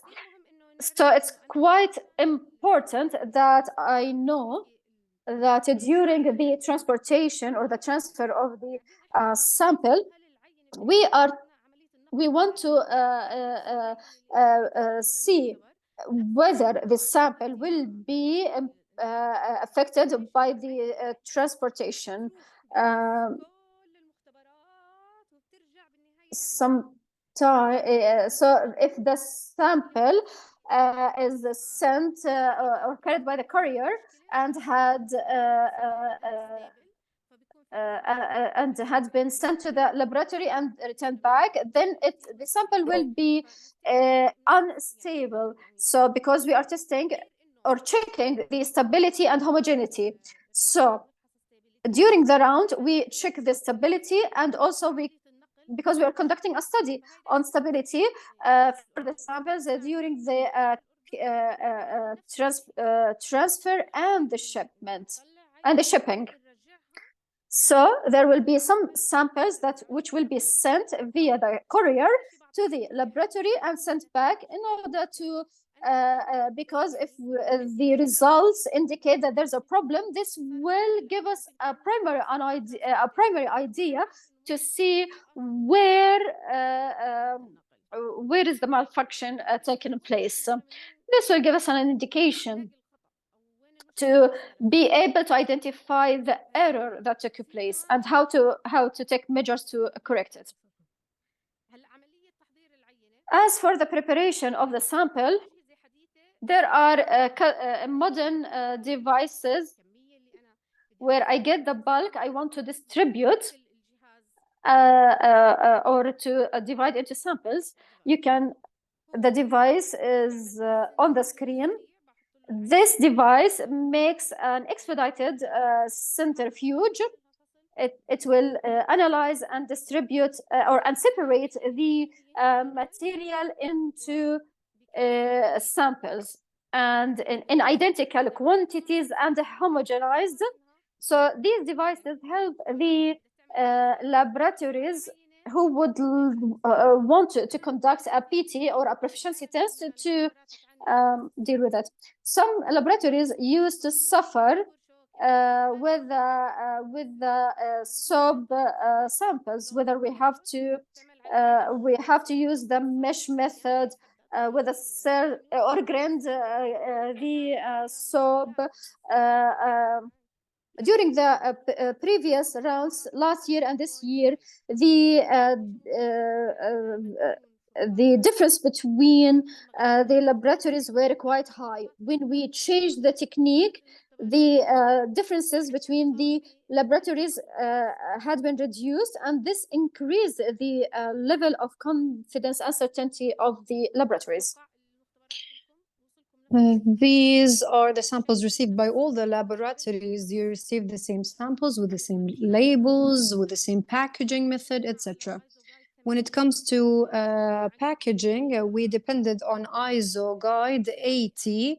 When it comes to the packaging material, for example, it was identified that if you need to test an oil, there needs to be a specific material of bottle, a high density or low density plastic, etc. Even when it comes to the color of the packaging, be it dark brown for the UV radiations, etc. So there were some specifications and we followed them. When it comes to homogeneity and stability, this is very important. We usually conduct homogeneity and stabilities during the round, and there are two ways through which we can check if the sample is homogenized or not. Either using the F-test, where we check it before we send it to the participants, and we test its success using the F-test, or during the round, we compare the results with the standard deviation of the results of the participants. There is also a condition when it comes to the specifications. There's a specific limit, and this is what we followed. We bore the risk because an outcome of this specification is that when we conduct a statistical analysis, even if the sample is not homogenized, we can change the statistical method used. So we bore the risk, given that we found a solution on how to deal with it.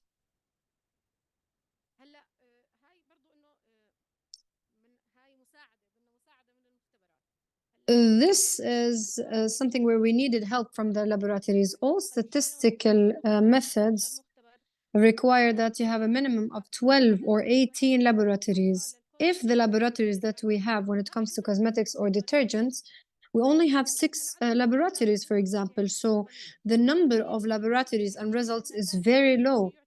And imagine if we have a cross error, a result, or an outlier.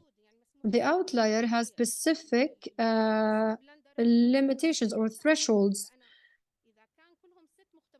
and they need to be excluded. So if we have 6 laboratories and one of them is an outlier and the other one is a blender, so how can we verify or even calculate what we need? This is why we asked laboratories to give us more than one reading, but to prove that they have reached these readings using different methods. Another thing that we have been asked about whether or not we include the outliers in our statistical studies. Yes, we do, because we follow the robust method, such as the logarithm plus s, but there is a specific number or limit of outliers to be included in the calculation. However, for the cross or the blended, where the standard deviation is multiplied by 5, if the value is more than the range, it is considered a gross, and we need to exclude it from the whole formula and not take it into account. This is something that we did not do last year, but this year we are following the rule per se, because the system that we are following does not allow us to include a blender. And they showed us how we can exclude the blender, and the outlier is allowed because we are following the robust method and the logarithm A and S based on the number of laboratories participating. So we are following the method that we have. So we will not follow the same method every time, because the method is different based on the number of laboratories, based on the number of results, and based on the number of outliers, and based on the number of gross. As per the uncertainty that we note in the report, it is the uncertainty of the assigned value resulting from the participants' results. So this should not be used by the laboratory for their individual use. It is the assigned value of a result that we obtain from the results of the laboratories. So here you have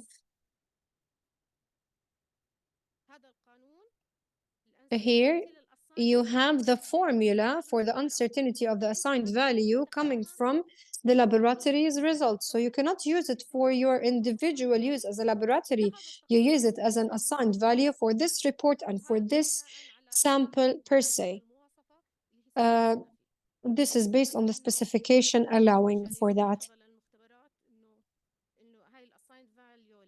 So that was just a remark for the laboratories. We also talked about the outliers, and that ISO 13825 stipulates that we can include the outlier as long as we exclude the gross. So the gross does not or is not included in the calculation, but we can include the outlier because we are following a robust method, following the algorithm A plus S. This is in brief. I try to be as brief as possible because some of the information was repeated.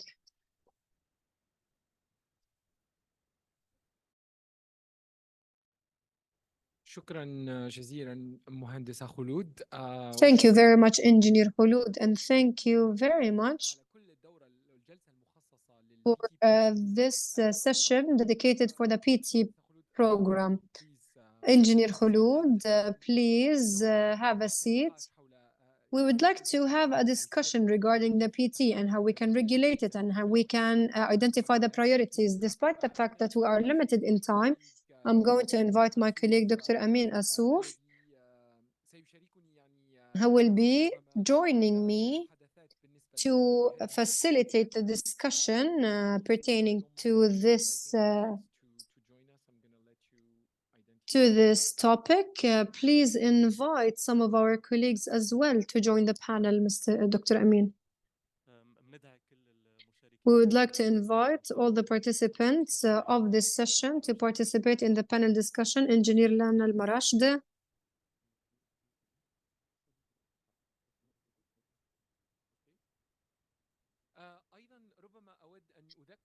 and I would like to remind you that the sessions and the panel discussions should be interactive, so please feel free to raise your hand to ask any questions. You can also intervene, give your comments and remarks. The same applies to our colleagues who are joining us online via Zoom. Our colleagues are keeping an eye on the chat box to read your questions, and we will relay your questions to the panelists. Dr. Ruba, please join us.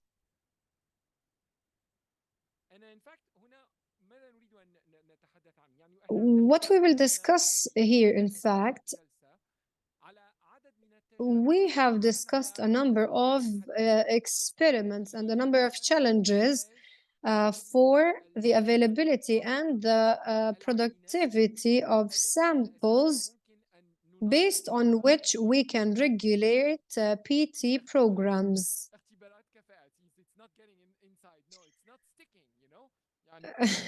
He's saying that PT programs translation in Arabic is not sticking to his brain. We hope it will with time. I will need to repeat it 10 times during the session, and then you will test if I have memorized it. So we have a number of challenges facing us. We have mentioned some of the experiences as well, and some of the experiences that were successful thanks to Almighty.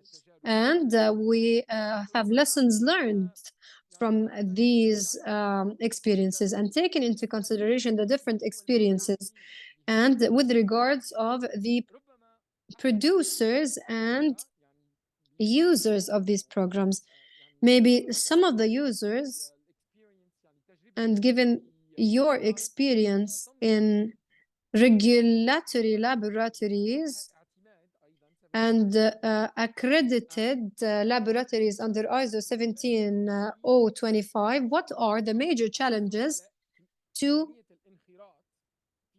be able to participate in PT programs when it comes to laboratories similar to JFDA, for example, based on your experience? The main issue is that we had hoped if we could expanded the scope of the PT program. Sometimes it is the cost, it's a high cost. Sometimes also the provider might not be available when we need them to conduct the P test or the proficiency test. So these are financial issues or time issues between the demand and the supply. Are there any other experiences that you would like to mention? Any challenges that you faced? Please use the microphone.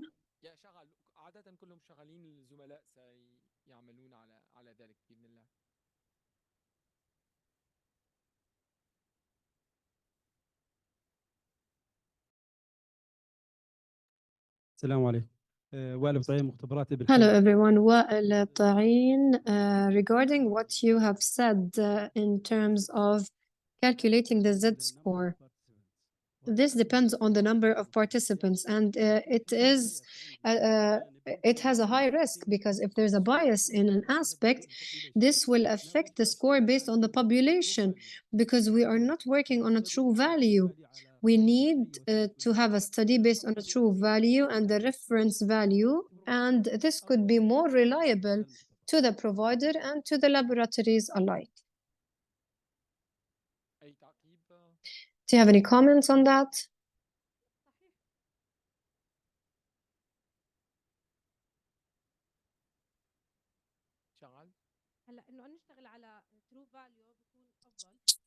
Of course, working on a true value is better, but we cannot do that all the time. We need to get a sample and have several tests on it, and then we need to look for accredited laboratories.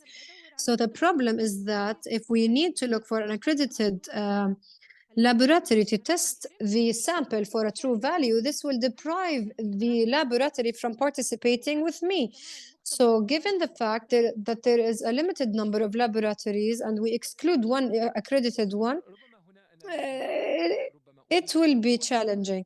I have one more remark, especially when it comes to anticipated programs or the programs that we are hoping to develop in the future. And given that we rely on the AOAC international experience, all of us have our own experience, but the AOAC and those supervising PT programs internationally and who have managed several programs, we can utilize their expertise to see if we have a small sample size or a small population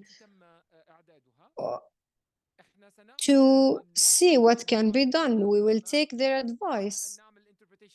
Maybe before we interpret the results, we can expand the population or the sample, or maybe we can wait until a larger number of participants join. So what we anticipate currently within the Arab section is to have the production of samples and the programming of the trainings appropriate for the Arab demand and for their needs. However, everything pertaining to the analysis of the data, we will be working on a system where we send the results or the data, and we use the same methodology used internationally.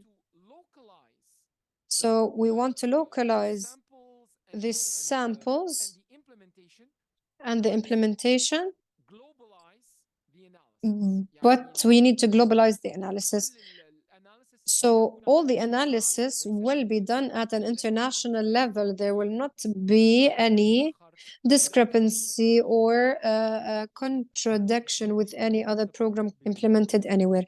Why don't you support providing a true value for the laboratories? Why not, if we can get that, especially if it is needed? But what I am saying is that with everything related to the analysis of the data, we will be using the international system.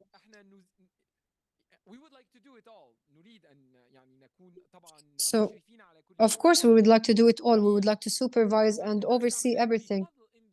But thanks to us joining the international system, why not benefit from that? The international system we have shortages in participation in this international system, especially from the Arab region. And if we are going to apply it on a large number of participants, we will not get the same results. This is what we are saying. If we get the result that the number of participants does not fulfill the requirements for the data analysis following the international system, we will take the required measures, including increasing the scope of the round itself. meaning that even the samples that are produced here can be sent to India, Pakistan, Bangladesh, and we can collaborate with other sections of the AOAC International. This will guarantee the expansion of the scope, and it will help us overcome some of the obstacles.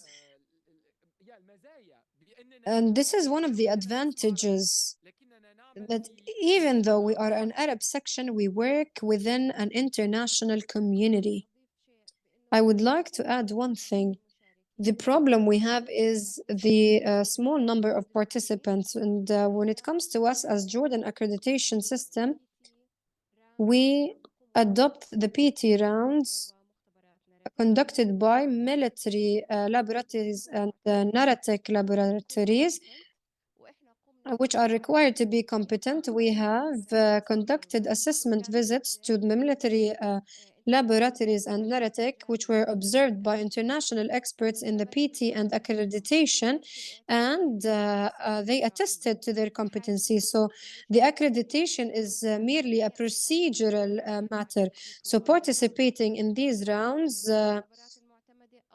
are enough and for laboratories who are accredited or who are seeking to obtain accreditation. This will solve the problem of the small number of participants. Number two, the provider of the service should provide these services based on the needs and should have an adequate number. Number three, wherever and whenever it is possible to use a reference material rather than the assigned value, this would be better for everyone. And we definitely realize that everything needs to be supported in the beginning, and we are still in the beginning. However, we have seen results that we are very proud of, and we are positive that all these issues will be addressed. Good morning, everyone. Engineer Ala Igdisi from Naratech regarding the risk mentioned by Engineer Wael Abu Taim.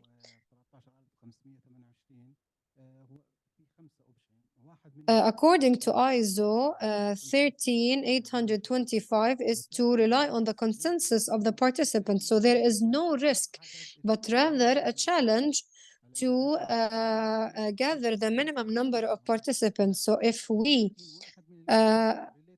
overcome this challenge, then we have already fulfilled the main requirement.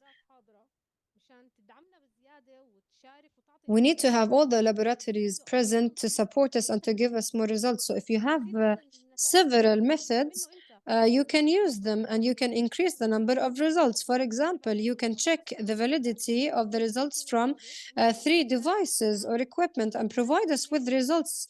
This way, you are supporting the results that we have, and it makes the statistical analysis and the results that we give back to you more reliable. It is definitely different to get results from 5 or 10 results. Al-Umari, Director of Quality Control Centers, laboratories in Lebanon. We have been accredited for over 10 years, and we have more than 400 tests which are accredited. We have lots of pressure regarding the PT tests. I would like to thank you very much for your tremendous efforts at an international level. Regarding the PT, of course, as a service provider for the tests and someone who is keen on maintaining their accreditation, I should be keen on having PT tests. And I think that so far we have exceeded the expenditures of more than $1 million to do these PT proficiency tests. And we need to follow SOPs to guarantee that. So increasing the scope of accreditation has a specific policy in each country and whether or not they would like to conduct an audit or an assessment.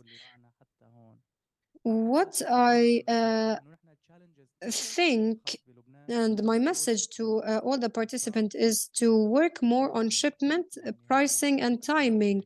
These are the 3 main issues that we face, and we can also send PT samples to Jordan using land transportation, not necessarily using airlines.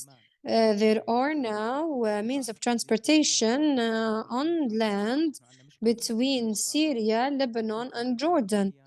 So this might be more effective to avoid the delays in airports. I believe it would be better on land borders. But what I noticed from what the engineers have mentioned, the number of participants is definitely important because it is related to the Z-score and other elements of the analysis. So maybe you should excel in 3 areas and to move the services from Europe to Arab. If we find the affordable prices, services provided, and accuracy, then for sure we can take this risk because it's a human nature that we always strive for the best or for what is innovated and new. I believe that we should work on an Arab initiative, such as an application to have all the laboratories in the Arab region updated and included in an application or any other البي تي تيست بعمله على 3 can سنوات know the PT tests they do. For example, for me, I conduct a PT test every 3 years. Now I am in the 2nd year and I have agreed with Europa or any other organization. This is like a gentleman agreement. In the Arab region, of course, we would have bias to be included in the Arab region, but also we can send as fast as possible what the scope we have is, be it in honey, oil, or pesticides, or any other products. Let's start trying, because if we do not start, we will keep repeating this as an ambition that we have. Thank you very much for your intervention. As a comment on this intervention,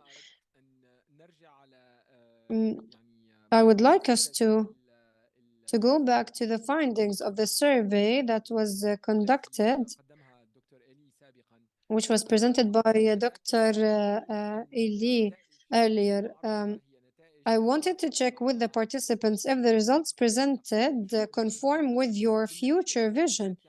As you have noticed, in terms of the need, and what was mentioned is that the pesticide residues remain a priority, and creating a program of this kind is challenging because the matrix is complex and it can be a priority, but when it comes to the implementation, maybe the infant formula and vitamins and minerals in infant formula can be a pioneer project that is easier to implement and could be of a greater interest for the users of these programs.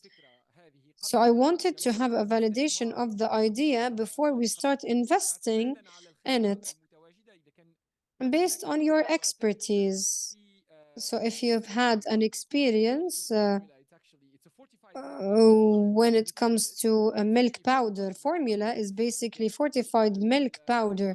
So the productivity methods could be similar, and we need to agree on the target analytes which fit your needs and which conform with the AOAC international programs.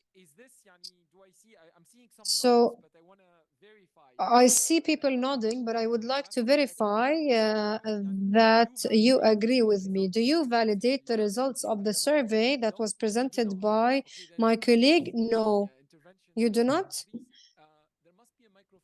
Please intervene. The microphone on your table should be working.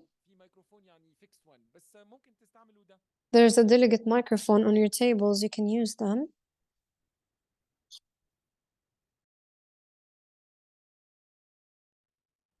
Yeah. We can hear you now. دكتور رامي خضر مختبرات أربع أعمال لبنان. شرفنا. أنا بأيد اللي قاله دكتور خالد بس Thank you very much, and thanks for what Dr. Khalid has mentioned. We pay thousands of sterling pounds annually on proficiency testing, but the problem we face in Lebanon is that we do not have an accreditation body, so we follow the European accreditation body. We have an office in Cyprus. There's a Cyprus accrediting body which is doing these PTs, and unless the PT provider is accredited, we cannot participate in your PT. We have 6,000 to 8,000 sterling pounds being paid for PAFAs, and we have a problem with the Lebanese customs, and they are required to be tested in the laboratories of the country. Most of these samples are returned to us as back data, and then we have to submit our documents to PAPAs and tell them that these are back data. We support you in your steps, but unless you are also accredited from an international body, we are not ready to jeopardize losing our accreditation to follow your PT provision. This is a very important point, and here we can agree with accreditation bodies, including the ARAC, in order to develop an accreditation program for you. The Jordanian accreditation is still waiting for one accredited PT provider, and ARAC will apply for the same thing. Hopefully, we will be able to fulfill that condition. So there is an intervention from the gentleman over there. Do you have a microphone, sir, on the table?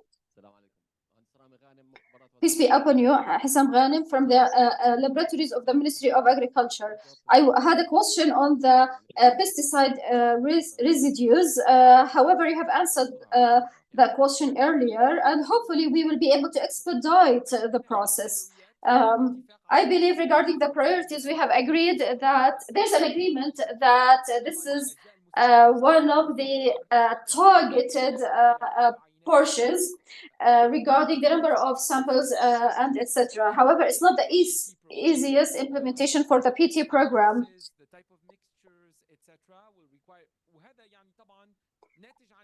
And this results from the experience that was acquired by the AOAC, and we have chosen the ratio of success in the implementation to be easier. I believe they can be the reference lab for us to be able to prepare the sample, and we can have it distributed and to follow up with the PT. Maybe Dr. Ghaif can help us in order to expand the scope of pesticides residues. Another thing, like Engineer Lana had said, the medicinal laboratories have a higher regulatory commission. So for any survey, you can get it easily, or anything else. However, for the analytical laboratories or the environmental laboratories or any type of laboratories, they still require more regulation.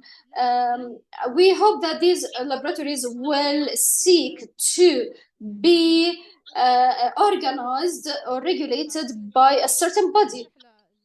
I was suggesting to Dr. Amin I was suggesting that the laboratories will join the ARAC, and therefore those laboratories can benefit from any new initiatives, such as a new training or anything else. Otherwise, if they are not regulated, I believe they will not be able to move forward. Thank you, Engineer Khulud. Thank you, distinguished guests. And Dr. Samuel as well.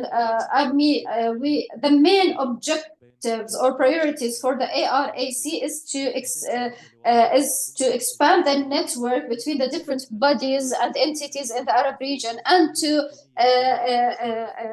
establish an electronic platform to facilitate communication amongst the Arab countries and laboratories, and also to benefit from the different experiences of accreditation, which will benefit the Arab society. And here I would like to seize the opportunity for all the support we had received. We are strong supporters for our partners from the Hashemite Kingdom of Jordan. We thank them for their support for this project, and also we thank the AOAC, like Dr. Samuel had said, and hopefully we'll be able to expand our services, especially the Arab PT program, and hopefully we will expand our collaboration with the partners in the region. And thank you, Dr. Amin, and I believe that this was the final point for this session. I would like you to join me thanking Engineer Khulud and all the distinguished participants for their for joining us in this morning session. With this, we conclude the first session or the morning session. I believe lunch is served. You can lunch is served in the Mush restaurant, and we will join again at 2:30 p.m. Jordan time. Bon appetit. Enjoy your meal. بسم الله الرحمن الرحيم.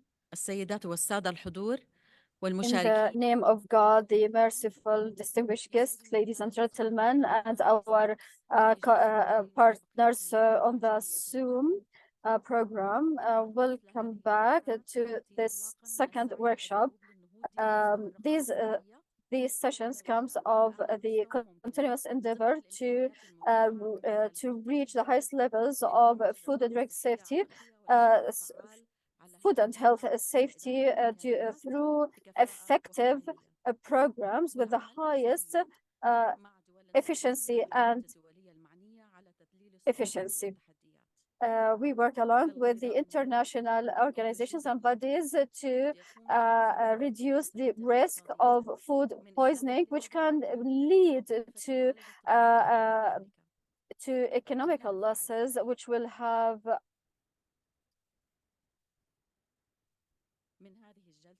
The objective of this session is to encourage establishing an environment that contributes in the exchange of collaboration and information in different disciplines and aspects, and to achieve a progress in this field. In addition to exchanging and sharing expertise from the different participants in order to be able to successfully and efficiently analyze the pesticide residues, which will be reflected on the safety and health of the environment and the citizens, and will contribute in encouraging and elevating the economical advancement in the Arab world and globally. Allow me to extend our thanks and gratitude for the continuous collaboration between the different partners to make this endeavor successful. May our country and the whole world be safe. Thank you very much.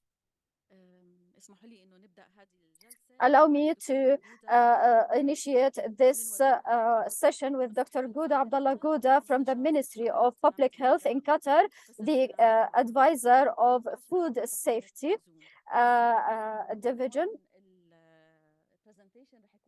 The presentation is entitled The Analytical Approach for the Pesticides Residues Analysis. Thank you very much, Doctor, for inviting me to join this symposium, and hopefully it's going to be a successful session. In the name of God, the merciful, and peace be upon the Prophet, from Prophet Muhammad, and may God help us to say the truth and what helps and benefits people. I'm quite happy to be here with you, and I was hoping to يعني be physically present. However, due to my engagement in other activities, here I'm talking from Ghana. I'm working on an assessment for drug authority for the من المؤتمر laboratories of drug authority in the Republic of Ghana. I work in the Arab division of the AOAC, and I have witnessed the tremendous efforts that were exerted during the last few years since I'm a member of the إن شاء الله هنكون في AOAC steering committee and have conducted a lot of work with them. في الحقيقة الموضوع ده مهم جدا علشان كل العاملين في مطابقة on analytical of food products and mainly on pesticides residues. I started my career as an analyst في مختبر متبقيات المبيدات في مصر في الكيوكاب، وبعد كده دلوقتي أنا معاكم استشاري مختبرات I was based first in Egypt, and now I work as a consultant in Qatar, and I'm working in my field of specialty pesticides residues analysis. I have chosen this topic to talk about since, in my opinion, it's an important topic in detecting pesticide residues and analysis to have a quality control that is robust and through which we will be able to reach tangible results of trustworthy results for the pesticide residues tests, which is I would like the doctor to move to the next slide, if that is possible. Dr. Amin, can you help us in this issue? The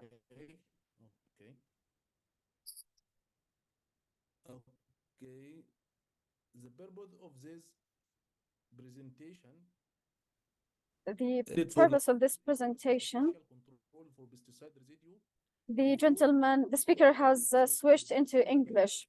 في الحقيقة البرزنتيشن ده بيكون This presentation is the base talks about the basis of the operating laboratories and controlling and monitoring the pesticides residues in the public laboratories, in the official public laboratories. As you know, there are two types of laboratories. We have official control laboratories, the laboratories that operate officially in order to control the pesticides residues. And on the other hand, there are privately owned laboratories to do the same thing. Our presentation in this afternoon is to talk about the laboratories who conduct quality control programs to be more accurate, and therefore we have to describe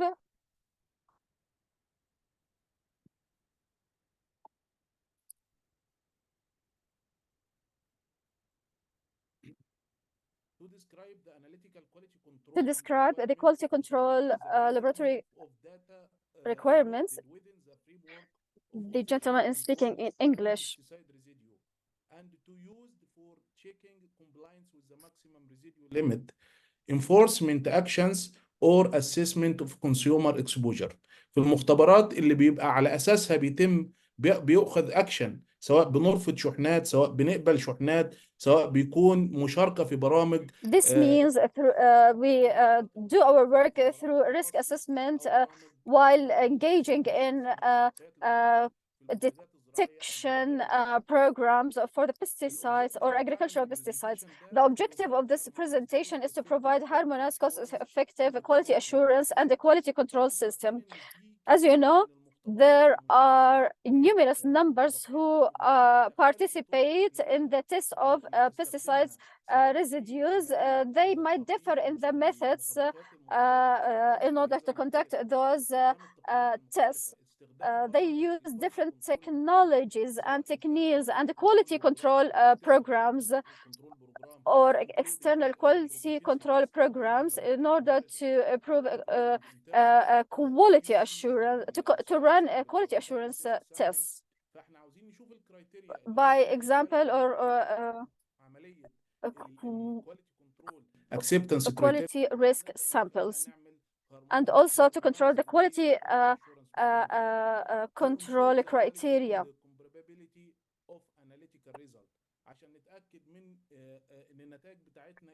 Because we wanted to ensure, in order to confirm our test, we can have it compared with other laboratories, and also this will lead to standardizing the guidelines. There's another important issue to ensure the false positive and false negative are avoided, and to support the compliance of the specific implementation ISO 17 or 25 accreditation standards. As you know, the workflow for any sample preparation for any pesticide residue analysis. The speaker is speaking in English now. receiving sample preparation. بعد كده بنجهز ال CMS او ال GCMS وبعد كده بيحصل الاناليسيز ثم So we conduct the SMS and then we conduct data analysis and we assign the MRL, and then this will result in issuing the report. This is an important point from the quality control program with starting from receiving the sample, and also to ensure the sample integrity and the harmonization of the sample, and how to select the best harmonized sample selection, and after that how we can prepare our devices and appliances to run the tests on the samples, and afterwards this will lead to reporting our results. Most of the laboratories use culture techniques for analysis, whether sample extraction or clean up if we need that, and based on that we will choose the matrix for the analysis.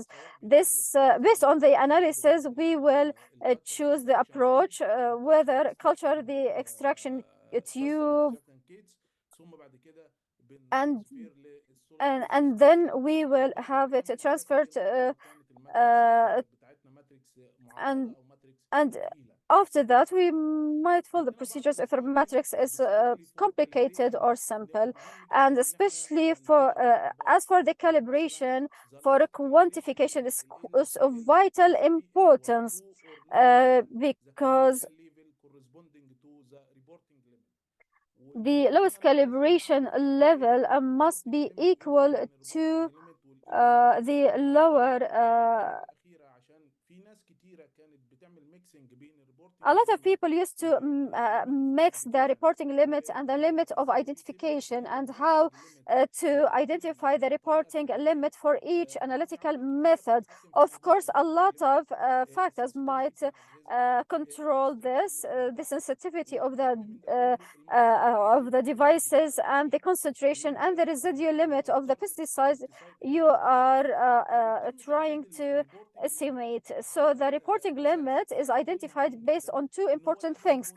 First, the reporting limit should be less or equal to the maximum residue limit, and also larger or equal to the limit of quantification. And accordingly, I will assess the calibration kit for the calibration level for my device to be less or equal to the corresponding level, to the reporting level. Of course, it's important to have multi-level calibration in order to reach a judgment, or if we want to do quantification for our samples, and preferably it's a 3 to 5 concentration starting from the LCL, which is the lower calibration level, until dilute the reporting level and the limit of a quantification reaching the highest concentration level, which expresses or reflects the upper level of a quantification. The limit of a quantification, there are two types of limit of quantification: the upper limit of quantification and the lower level of quantification. As for the lower level of quantification, which is the less estimation using this method. However, for the upper limit of a quantification, it's the highest or the maximum quantum estimation using this method. And here there's an important question. In order to be able to identify the upper limit of a quantification, this is based on different factors. First, the saturation level of my device. The maximum level is based on the saturation level of the device, and also it's based on the dilution proctor that I use in order to dilute my samples during the preparation step, and accordingly and then we will be able to estimate the quantification level, the LLOQ, which is the lower limit of a quantification, and ending at the upper limit of quantification. And therefore, it's quite important to identify the method linearity and the reporting limit and the upper lower limit, the upper limit of quantification and the lower limit of quantification. We all, among the important conditions or is the deviation of the back calculated concentration of the calibration standards from the true concentration using the calibration curve in the relevant region should not be more than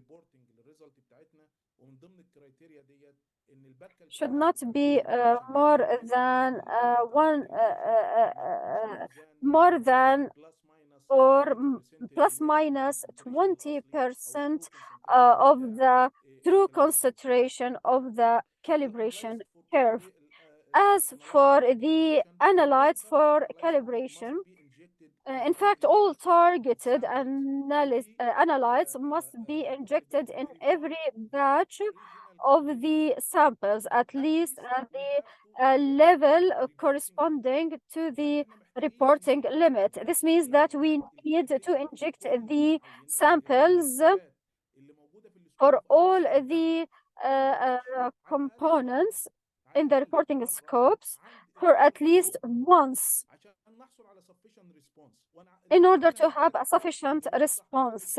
And here I need to clarify some questions. During my visits to the laboratories that conduct pesticide residues tests, usually in the middle of the curve, they will conduct a verification. And this is a common mistake or error, because we do not check the limit of a quantification or the reporting limit, because I have to inject and ensure that the response of the pesticides at the reporting limit in order to avoid false results.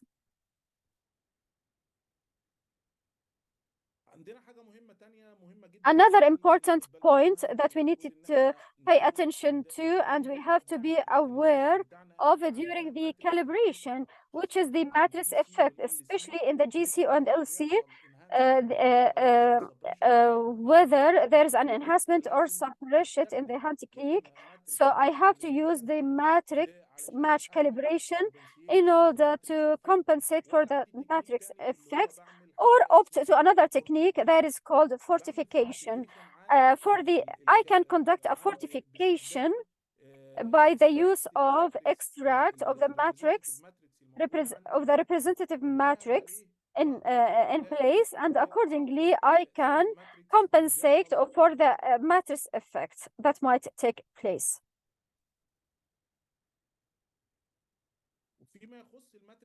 And regarding the matrix effect,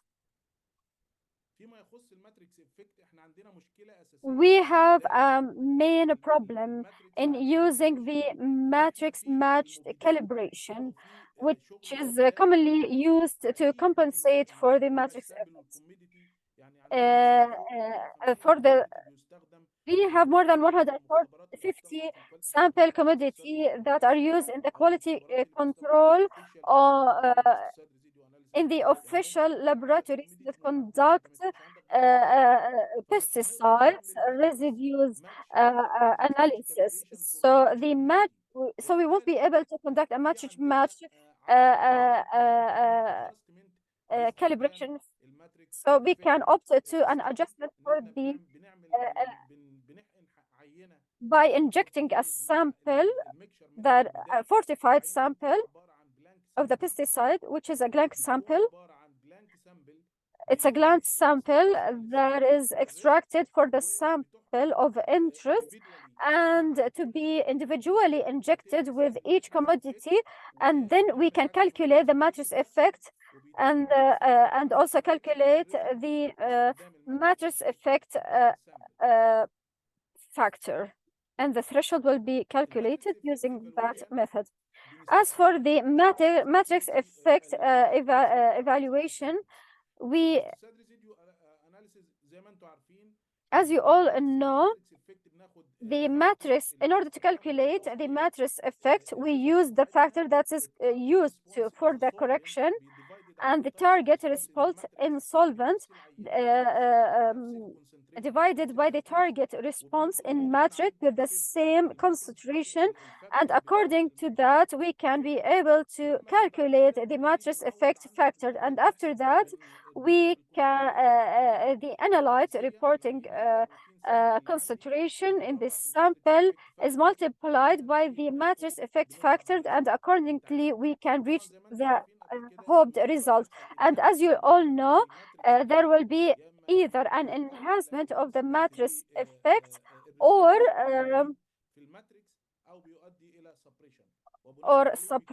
it will lead to suppression, and the result will be either positive or negative.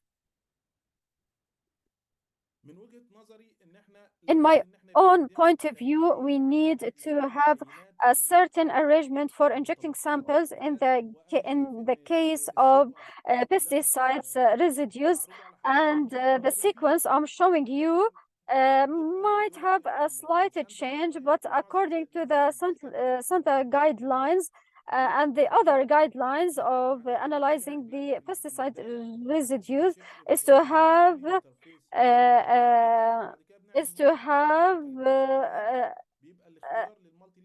and here we have to opt to choosing the multi-level calibration, which is which is more preferred.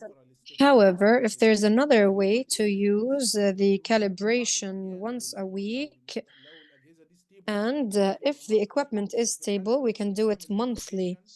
However, we need to do verification for middle point calibration daily, and during the injection, we can do the calibration every 20 injections. And at the end of the sequence, we also need to verify the calibration that we use. This is why we inject the verification, we inject QC samples, be it spike samples, daily with every patch to check the recovery of the targeted pesticides. And of course, the standard matrix, as I explained earlier, is injected with the matrix in the routine sample. We need to inject the standard matrix to correct and to be able to calculate the factor. Otherwise, we can use the calibration, the match matrix calibration in case of laboratories working on quality control. And this is usually a little bit difficult given the fact they have a lot of commodity used every day. In the data processing, we should go through a number of phases, most importantly, checking the baseline and to verify the peaks of the target compound and to check the calibration curve that we have. In addition to the correspondence of the calibration, we also need to check the results of the verification so that we can make sure that our calibration has an R square value of more than or over 99.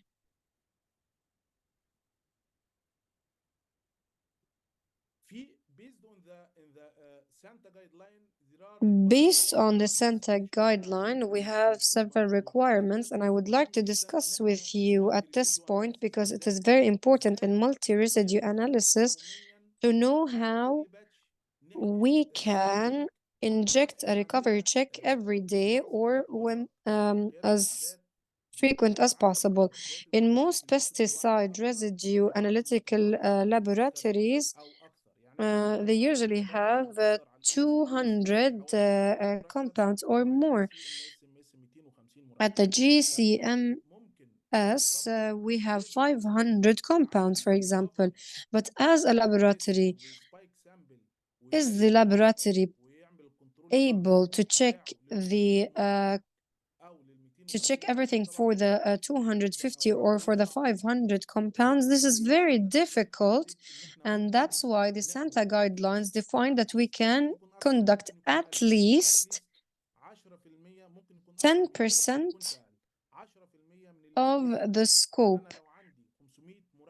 So if we have 500 for the ECLMS, for each batch, we should cover 50 in the spike or recovery system. So if we cover these 50 composites or compounds, how can we define them? We define them as the most recurrent compounds in our routine work. Another important question, if we have new pesticides that are occurring in the tests other than the compounds that we have defined for the recovery check, we should include them in the recovery check process starting from the point of their occurrence. However, this does not contravene with checking the full scope once or twice annually. So during the 12 months of the year and following the guidelines, we can do this once or twice annually. We should check the recovery test of all the compounds in the scope. Another very important thing is that for all of these compounds, the recovery test has been tested in the validation. When we do the validation, we conduct a validation check for all the compounds at different levels, at the reporting level, at the LQ level, and all the other relevant levels for the curve. So the reporting limit has been defined, and this is a very important topic for us because most of the laboratories that I have visited, which work on the pesticide residues, have a spike sample of 50 ppb, and this is a non-reflective sample of the working limit, because we know that in the official monitoring laboratories for pesticides, the limit is 10 ppb. This is why it is better and more correct to have our quality control sample or the recovery test sample at 10 ppb, be it at the LC or the GCMS. This is the acceptance criteria as per the guidelines, which we need to abide by. in calibration value, they should be equal to or more than 0.99. The recovery of verification standard and bracketing standard should not exceed plus or minus 20%. We should also have a multi-level calibration, minimum of 3 points required of quantification, meaning we can have a qualification or a calibration curve with 3 points of quantification. But how can we exclude or include? This is very important. We cannot exclude points from the middle. So we cannot remove points from the middle of the calibration curve and use others that are scattered. The points we use should be in sequence. So if the routine sample result for a specific pesticide in the lower part of the curve, we can exclude 3 points from the top and keep 3 points from the bottom to develop the report of my results. It is also very important to mention that sometimes, and this is a question I would like to ask you and ask myself as well, and hopefully you will be able to answer. If I have a result for a specific compound or composite that has MRM, one MRM or one MSMS, what should we do now? We need to answer this question. Will we be able to report on this pesticide as a positive result or not? We will see this in the confirmation because we have a full slide dedicated for when we have to confirm the result. The spiking recovery should meet the criteria of CRM or the quality control. It is known that it is between 70 to 120. However, some other guidelines classify it based on the concentration. However, I would rather we standardize and unify the standard and to have an acceptance recovery in the range of 70 to 120. But we need to have a plotting of the control sharp. Here we are talking about confirmation of results, and we need to concentrate together. We talked about when we need to make a confirmation for the pesticide residues, and there's a debate on this topic, and it is very important that we discuss this. Some people do the reporting without doing confirmation because some laboratories say that they have a good quality control program and they do not need to confirm the results or to repeat the samples. However, in some situations, we need to confirm our results. For example, if the initial analysis does not provide unambiguous identification or does not meet the requirements for quantitative analysis, then a confirmatory analysis is required. For example, if we have a pesticide that is occurring or showing for the first time, and it has one MRM, not two, then we need to have a confirmation, and in this confirmation we will have two options, whether to repeat the sample and to confirm by fortifying the sample itself and add a standard addition to confirm the pesticide that occurred, because in this case the pesticide only has one MRM and it is difficult to do a confirmation with the initial result. Or we can do a reanalysis. And we can say that when the MRL is numerically exceeded, the maximum residual limit, and if it is in the borderline, for example, if I have a maximum residual level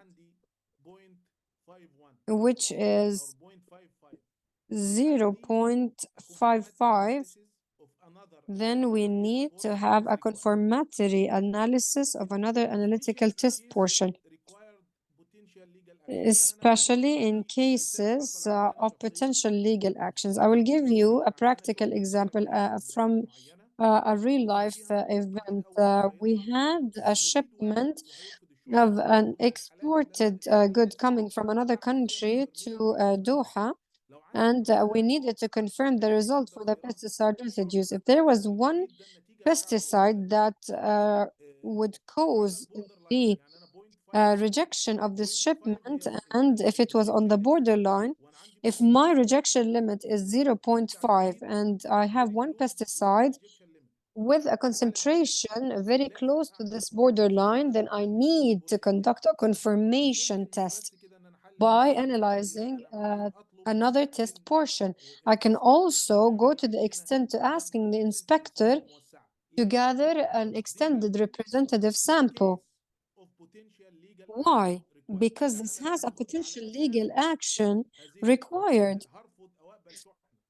So if this results in accepting or rejecting a shipment, then we need to have a reliable result and we need to confirm the test results, especially if one pesticide will be the basis of this rejection.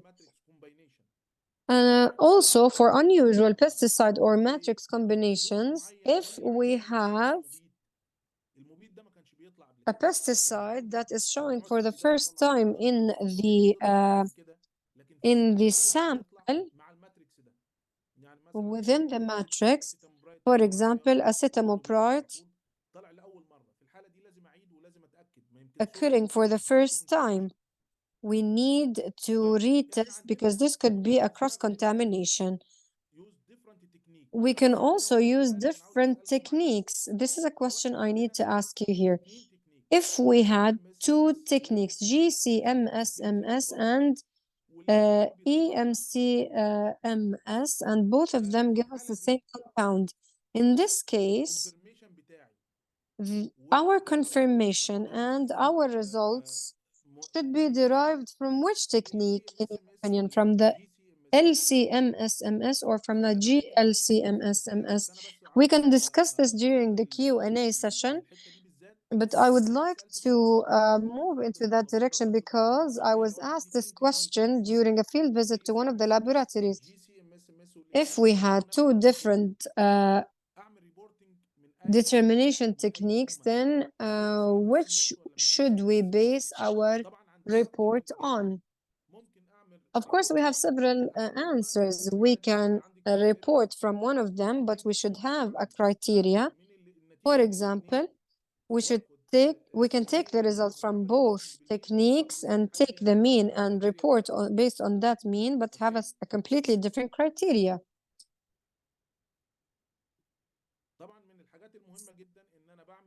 Another very important aspect is that we need to create our control chart for every patch, especially for positive compounds. If you remember, a minute ago, we said that we do a quality control recovery for at least 10% of the scope of analysis of the pesticides covered by our laboratory. So if we are covering 500, we cover at least 50 for the most commonly recurring pesticides during our routine analysis. These pesticides are selected after calculating the recovery, and then we enter it into the control chart, which is used to study the trends of our methods and which enables us to judge the results that we obtain. The objective of the control chart is also to ensure the quality of and comparability of analytical results, to ensure that acceptable accuracy is achieved, to avoid that false positives or false negatives, and to comply with the ISO standards. As per the reporting results, as we said, our results from the individual analytes measured must be reported, and their concentrations expressed in milligram, kilogram, and not using ppb. Why? Because as you know, the maximum residue limit internationally, be it in Codex or the European Kingdom, are all measured in milligram or kg.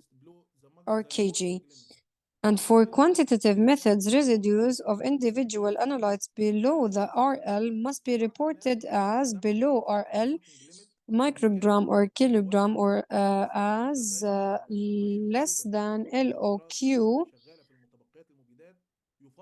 Now, laboratories working with pesticide residues should follow the reporting limit and not the LOQ.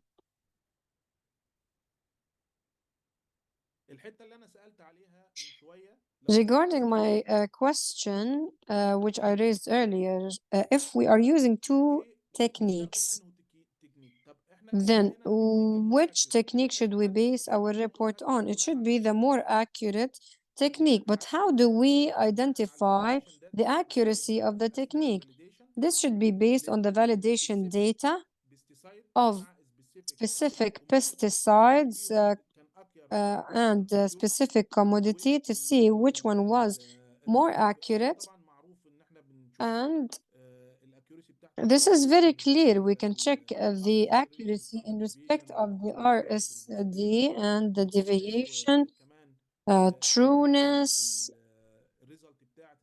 and the result of the CRM, and the linearity process, and the validation process, in addition to the routine work and the quality control program that we have. So we have a spike and we know the results. We already injected the CRM and we know what the results are. And we are aware, after obtaining the report of the PT, which one is more accurate than the other. If the two results obtained by two equally accurate techniques,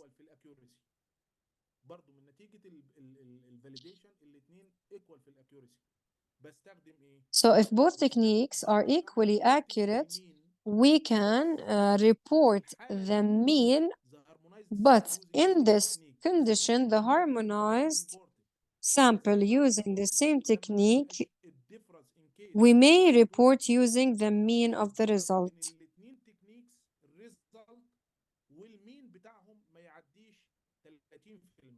As long as the difference between the mean and the results of both techniques does not exceed 30%. This is based on the SANTA guidelines, which are the guidelines of the European Union on validation and quality control of pesticide residue analysis. Dr. Judah, if I may. You have exceeded your time limit. You can take 2 minutes. I'm almost done, but there is a last part that I wanted to present to you and to talk about, which represents a big problem in the Gulf and in the Arab region, which is how to select the maximum residue limit. And this main problem is that some compounds or composites do not have an MRL, neither in the Gulf Standard nor in the Codex. And the MRL for them in the European Union or the EU database is 0.01 with a star or an asterisk. This means that when this pesticide goes under pesticide studies, or needs to go under studies to define the MRL. We usually present this issue to see what to do when the pesticide is not included in the Codex and occurs in some of the commodities or some of the samples, and how we can judge when it does not have an individual maximum residual limit, neither in the Codex or in the EU database, without a star. So here I'm asking a question to everyone here. From my point of view, we should be specific and we should define which standard or which guideline we will be depending on to define the MRL. Because as you know, in Qatar, as an exporting country for fruits and vegetables, some countries tell us that they have pesticides that are not used in our countries. Some countries claim that they do not use specific types of pesticides, but when test, we find the results positive. So these pesticides may be used illegally in some countries from which we import fruits or vegetables. And this is something we face a lot in shipments that we reject. The last point on using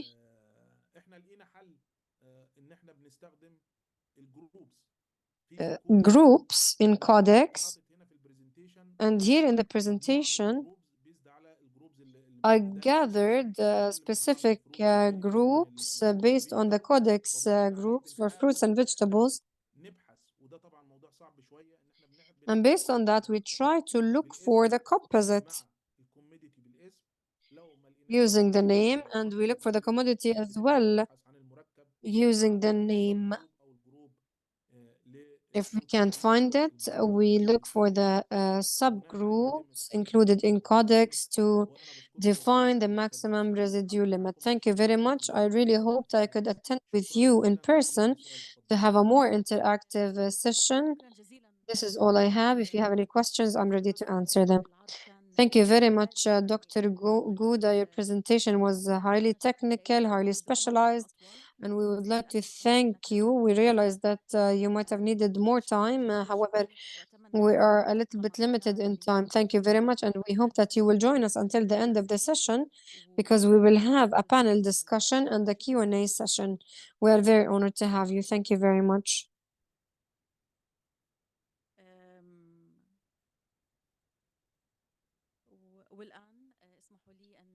Allow me now to invite Mr. Khalid Ghaffar to take the microphone to give a presentation. He is the Business Development Director in the Middle East office. He will be talking about decoding complexity on multi-residual pesticides. Assalamu alaikum. How many people in the room, they have experience with the LCM, SMS, GCM, SMS, or pesticide analysis? Yes, mashallah, so many people. So basically, once I was discussing about the theme of today's presentation with Dr. Amin, so we said, let's decode why pesticides, why we need to analyze them, and what is the most important thing. So the topics which we have to cover is today just some introduction. Then we will talk about what are the pesticides. Are all pesticides same or they are the different? Then what is the multi-residue pesticide? Because if you will go to the regulatory bodies and ask them, they are using a terminology multi-residue pesticides. And this terminology is basically the criteria to set the limits in order to understand that what you need to check it. And then the techniques. And then after that, we will have a conclusion. So I'm sorry, I am saying beginning, I have a bad habit, and the bad habit is that I ask questions. So the first question here is, why pesticides important? Are they good or bad? Anybody? Pesticides are good or bad? Pesticides are good. It depends, because they are good because everybody knows about the food security. So in order to protect your crop, we need to use pesticides. There is no limit for this one. There is no on this one. But the most important thing is that we need to be ensured that whatever the farmers are using the pesticides, this pesticide in which level is going into the product. So for that particular purpose, as we need to protect the crops, as we need to protect the humanity, as we need to protect, we need to go for the compliance. the regulations. So the regulations are the most important thing. And for that purpose, we need to check it. Okay, what are the maximum allowed residual limits for this one? In the last presentation, Dr. Goda has mentioned the pesticides which are not yet reported. What we should do is, so for that purpose, 0.001 milligram per kg or the limit we need to screen it and we need to identify for this one. So there is nothing this one. And since now we are in a global village where some countries are producing food and some countries are consuming the food. So the trade-wise, there is a big need that every country should follow some regulations, some standards, and based on this one, you can proceed for this one. So in Gulf, the GSO organization who have some standards, in the same times, if you will go to the Europe, we need to follow the EFSA rules, and in the same time, the North America region, the FDA is that. But the most important is the RES. Anybody know what is RES? RES. Exactly. This is the one everybody must know about the RAS because this is the rapid alert system of any pesticide. It's a website and my presentations are already with the organizers. You can go and there is a link there because this link will continue to tell you that what are the pesticides, what is going on. They annually publish the report to understand what are the reason is there. So if you see, this is the data of 2022 in this one, and you can easily see here that border rejection, which are reported on this one on the 1,514 samples are there, which are already rejected by the world. This slide is very important. Did you get any idea from here? Turkey in the Mediterranean region, it is the biggest exporter of the fruits and vegetables to all over the world. And the reported data is clearly saying that it was in the top 10 pest alert limits one. So the fruits and vegetables which are reported and they were screened and reported and rejected, highest one is from the pesticide residue, highest one is from the Turkey side. This one. So most important thing here is that we should know that what are the limits, what are the alerts one, and in the same time, how we can comply. So this slide is clearly saying you that there is some new pesticides which are reported. The toxicology limits are reported for that one, and there is an alert. And the most of the rejection in the 2022 reports are related to this one. So I will explain to you this one. Anybody know chloropyrifos? Anybody know what is ETO? Ethylene oxide, which is the packing material for this one. These are the two emerging contaminants for which the regulatory bodies are struggling and they are setting the limits. I was in Oman last 2 weeks back, and we were doing some Ministry of Environment and Agriculture, and I asked them, okay, what is your main concern? Standardized method for ETOs. So for that purpose, the most important thing which we need to understand is that for the new compounds, you are the regulators, you will get the methods from the bodies, you will develop it and you will introduce this one. But how a technology provider can help you on this one? How a manufacturer of the technologies, he can help you and he can produce the guideline for this one. So for non-compliant residues, as I told you that one for which they are not meeting the criteria limit, they are getting rejections for this one. We need to have some procedures, some standardized procedures which are be complying by all the countries, and due to this one, you are getting for this one. Anybody is doing the chloropyrifos? You are doing. Okay, very good. So GC method basically you are using is that. And GC method, GCMSMS? LC, okay. Perfect. See, now we have two opinions here. Some people are using the GCMSMS method and some people are using the LCMS method. Definitely, there is a difference into the technology. There is a different way by which you can prepare the samples for this one. But once we are talking about the standardization of method, then definitely we have a proper method, proper sample preparation method by which you can do this one. Next thing which is very important is matrix matched. Dr. Gouda has explained to this one that the most important thing in the pesticide screening is that your software tools which you are using is that software tools must be capable to do the calculation directly by matching the metrics. whether it's a calibration curve or whether it will be your result for. In the same time, the sample preparation tool which you are using, whether you are using the SPE, whether you are using the Koichers, there must be a universal accepted procedure for that one. Now a question to the chemist. Are all pesticides are same? As a chemist, if somebody asks, all pesticides same functional group, same properties? No. We have some pesticides which are polar in nature. We have some pesticides which are volatile in nature, and we have some pesticides which are non-volatile in nature.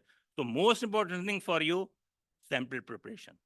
Because the things will start from the sample preparation, and if you have a universal sample preparation procedure, which is accepted by the Sante regulations, which will be accepted by AOAC, which will be accepted by the CE, then in this case, your life will be very easy. So same thing, the analytical technique. Normally, generally, we are doing pesticides by two techniques, LCMSMS and the GCMSMS. But in the same time, if we will talk about how many of you are using Quechers in the lab? Are they good? Can they fulfill all your requirement? Quechers. So the Quechers the people are using is that the most important thing is the pesticides. By extracting the Quechers, it also depends on your selections of the Quechers. The food items which you are checking, are they higher concentration of water or they are the lower concentration of water? In the same times, are the dry nuts they are using, they also be extracted through the Quechers, but there is a separate procedure for this one. So whether you are doing a pesticide screening in LCMSMS or GCMSMS, there is a generalized procedure by which you can prepare the sample. And if you will use this procedure, the first step of the sample attraction and matrix effect will be minimized in this one. So for that purpose, in order to understand this one, I will just go to simplify on this one due to work. When in pesticides, once you will go to the classification, there are four major groups: insecticides, herbicides, and fungicides.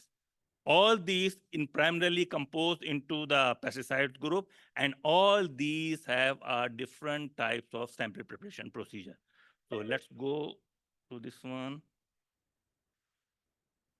This slide can give you an idea on this one. There are more than 1,100 regulated pesticides. What does it mean? Do we need to do all 1,100 pesticides in our lab? No. Based on the geography, based on the demography, which pesticides are used in that particular region, based on this one you have to do. But the most important point, if you will see here, that the market for pesticide is increasing day by day. Every food safety lab must have to adopt it, must have to do the pesticide screening. Because what we observe is that, and it is really surprising, and I got this experience once I was in Malaysia a couple of months back. Organic foods, can they have the pesticides? Yes. Natural fertilizer, still, because once I was in Malaysia for some work and then found that the strawberry farms, they were saying that, yes, these are the organic one.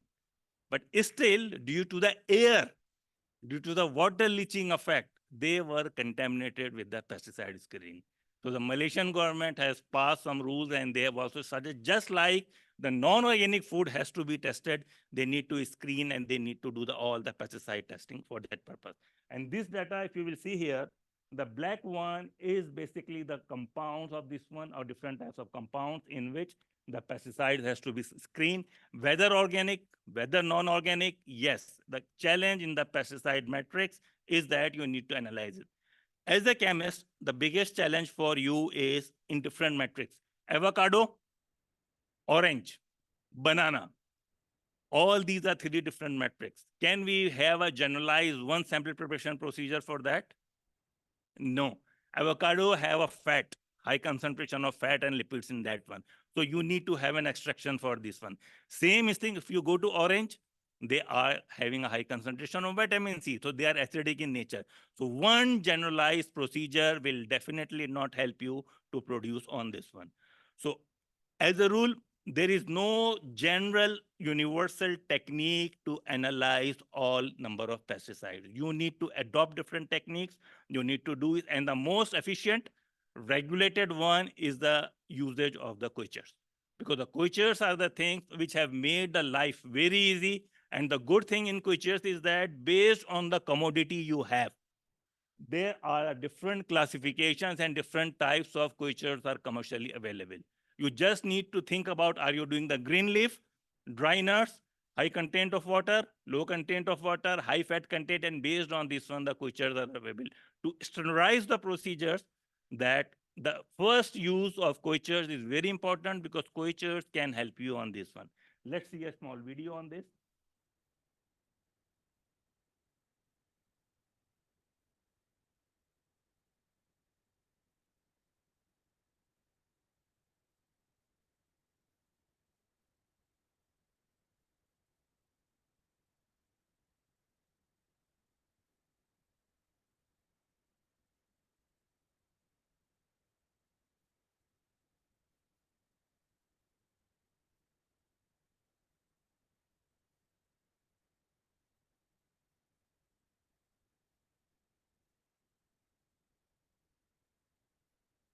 Okay, okay.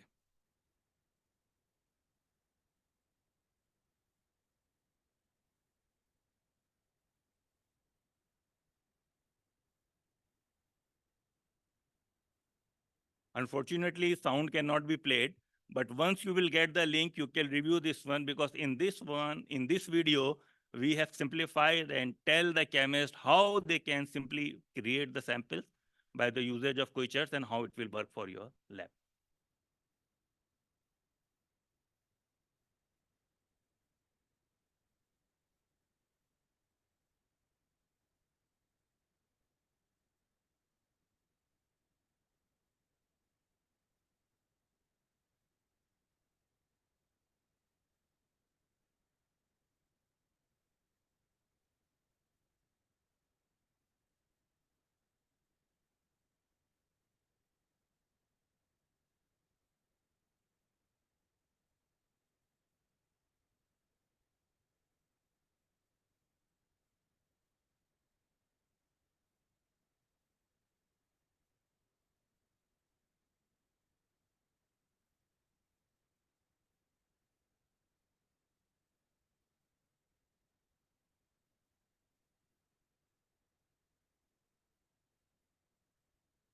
Yeah. So basically, we have selected here the avocado because this is the high fat contained one. And to homogenize, to make a procedure for this one, they are just taking the sample. After that, mix it, put it into the centrifuge tube. And then after that, you need to add the salt.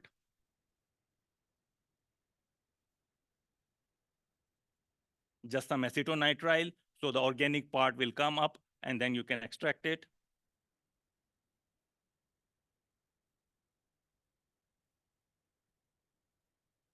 And then the salts are available. And the selection of salt depend on your matrix.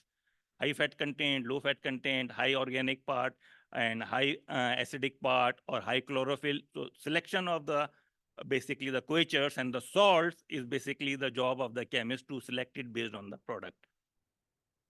But the procedure for general sample preparation is completely the same. Then centrifuge it.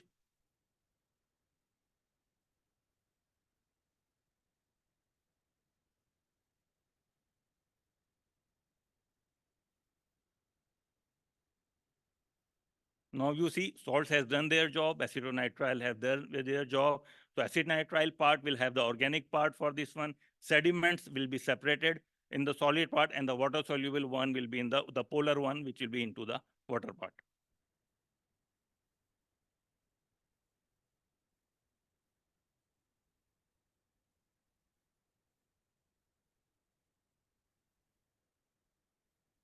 Then just take the super liquid, eloquent from that, put it into the vial.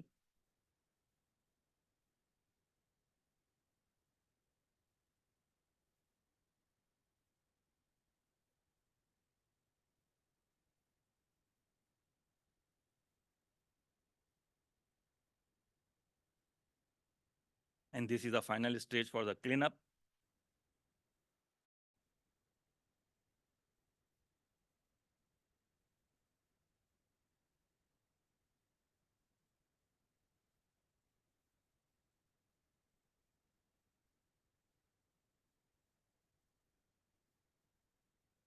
So the analytes are filtered out, then just take it and put it into the vial for injection. So whatever be your metrics, if you simplify your procedures by using the quotient on this one, this will really help into your lab activity for this one. So now question came is that can we use a universal technique for pesticide? Traditionally, we were using the LC-MS-MS and GC-MS-MS, this one, and it's a gold standard. Why MS-MS? Because the sensitivity limit you need, and the people who are working on pesticides in the last 10 years and 15 years, they observed that the limit of detection of the technologies are going down. Why? Why you need more sensitive systems now? The reason is that MRL limits are also going down. Before we were talking about 10 ppb for pesticides. Now some pesticides you need to check even up to the 5 ppb for that one. So whether you are using the LC-MS-MS, whether you are using the GC-MS-MS, the main idea as a chemist, as a scientist is that you need to first classify on that one that what types of pesticides are there. Are they polar pesticides? Are they LC-amenable pesticides? Or are they GC-amenable pesticides? Because the standardized Sante regulation-based protocols are available. And by using these protocols, you can easily do this one. So as a scientist, basically what we are doing is that we are dividing the pesticides into two major groups. The first group is the neutral pesticides, means LC-amenable or GC-amenable for this one. Second one is the polar pesticides. Glyphosate is a very common name on this one. These pesticides cannot be extracted from the creatures. So the regulatory bodies, they have created a different protocol for QUPPE extraction for this one. And for that particular purpose, you need to follow the guidelines for this one. So the good thing is that polar pesticides, the main problem with the polar pesticide is that they are very highly polar and they cannot retain on a C18 column. So there is a specialized column is used. You can use the same MS system, but you need a specialized column just to retain the polar pesticide. So once you will be able to retain it, LC-MS-MS system can be identified through this one. So in my presentation, you will find the link, and this link have already the workflows which are developed, which are accredited. So you can download it one and you can see it as per your convenience for that. So as I told you that, imagine once you are getting the pesticide results after analysis the sample, how much time you need to calculate the results? 1 hour, 10 minutes, or directly the software is giving you the results for that one? How you are calculating the results once you are getting the spectrum? Any idea? 10 minutes. That is basically the software automation. So remember that now the regulations are defined that your pesticides, once analyzed, you have a direct reporting. Direct reporting means there is no, and this is a requirement of ISO, so no manual calculation, no export of data, no use of Excel sheet. So your software tool must be available in such a manner that whether you are analyzing or extracting or reprocessing the data, the result should be directly from the system. So we have compiled some data in this one, and this data is basically in a different matrix. And what we observe is that once you are using the queachers for this one, in the green leaf, in strawberry samples where you have a high vitamin content, in the same time dry nuts on this one. So the universal procedures and workflows are designed in such a manner that in your software, the methods are built in. The workflows are built in. You just need to use it. And after using this one, you need to analyze for this one. So there's an AOAC method, 2007.101. And the beauty of this sample is that there is a single preparation step. Take the sample, take the super liquid, dissolve in your mobile phase, inject into the LC-MS-MS, dissolve in hexane, extract it, and then do it in the GC-MS-MS. So it is helping a lot by using this AOAC method because your sample preparation steps are reduced a lot. One sample preparation, one technique, and by which you can do this one. So as I told you that normally the target is 10 ppb, 0.001 for this one. And by using just from the software, the method, which protocol you are going to do it, you can analyze on this one. So for food safety application, especially once we are talking about the pesticides, there are 3 workflows. One for LCM enable, GCM enable. Second one is the for polar pesticides, which is the QUPP method. And the third one is the APGC method for this one. So just I will tell you one thing. Anybody heard this word about the APGC? Okay, you are using the GCMSMS. Which ionization technique you are using in in your GCMSMS for ionize the molecule? Electron impact you are using for this one. And in electro impact, what you are doing basically, you are taking the molecule, provide 40 electron volt, break the molecule in the small one, go to the library and this one. But due to this one, there is a challenge. And this challenge, all the people who are using on the GCMSMS is working, they know that you need to sometimes derivatize the sample because the sensitivity is very low, selectivity is very low, and then you have to go to this one. So Waters, in collaboration with the NOFA lab, which is the Center of Excellence in Europe for pesticide screening, we have developed a technique.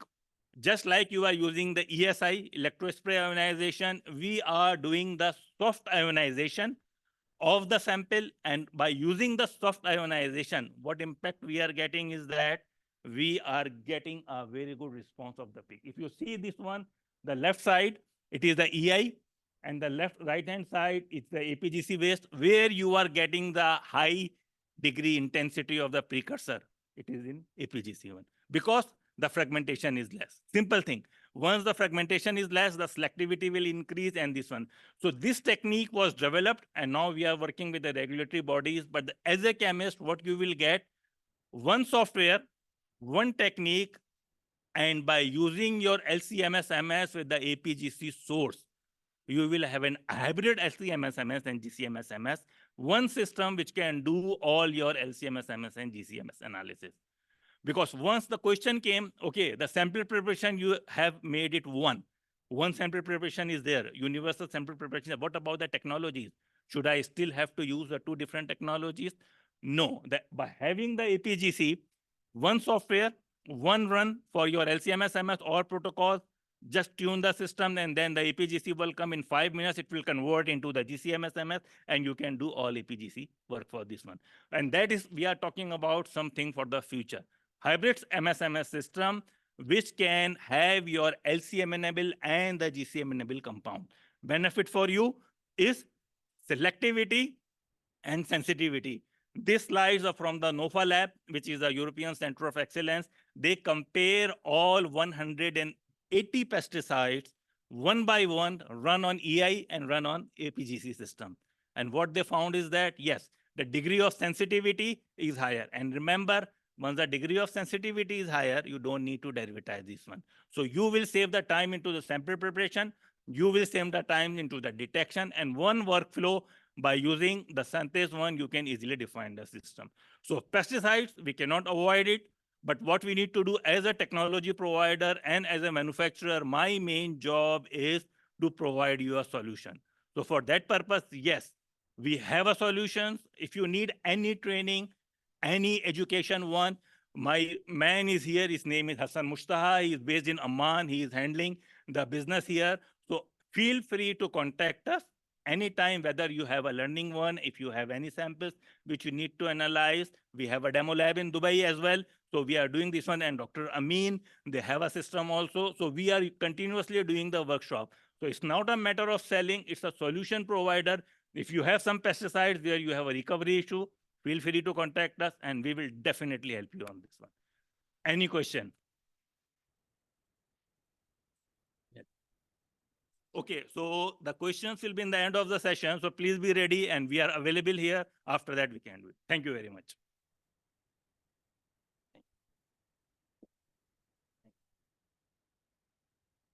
Thank you very much, Mr. Khaled. Very informative presentation. We really appreciate it.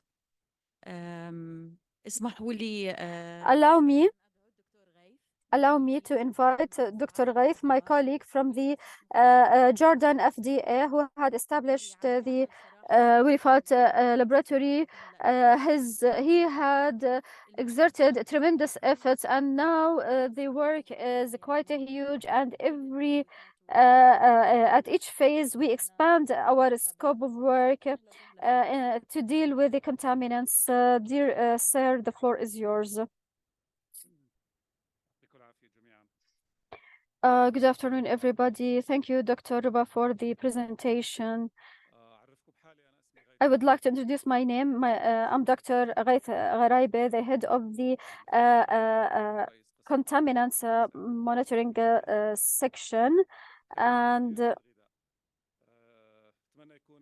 I hope the presentation is going to be smooth since it's going to be delivered at the end of this day. Let me give you first an overview about the Jordan Food and Drug Agency and what kind of tests we run and some of our results during since the beginning of this year and our PT performance, and in addition to additional tests that we conduct.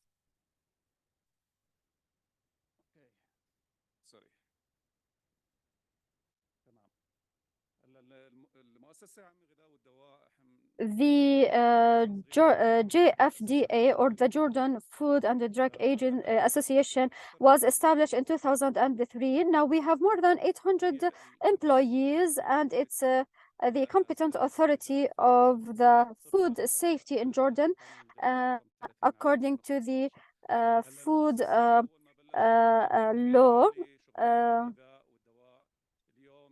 number 30, which was enacted in 2015. In Jordan, new emerging food products or processed products are increasing every day, and therefore we have to deal with this increase of their number. Here, I would like to talk to you about the food lab, which is within the Directorate of Laboratories. The food lab usually conduct more than 70,000 samples annually, and the number is increasing. This is an accredited lab against ISO IEC 17. والإضافة الأخيرة اللي هي شعبة رصد الملوثات. بدي أحكي شوية عن شعبة رصد الملوثات. هي بلشت إنه لازم يكون عندنا في المؤسسة العامة للغذاء والدواء مختبر. In the JFDA, we found that we need to have a specialized lab to analyze and detect food contaminants, and we decided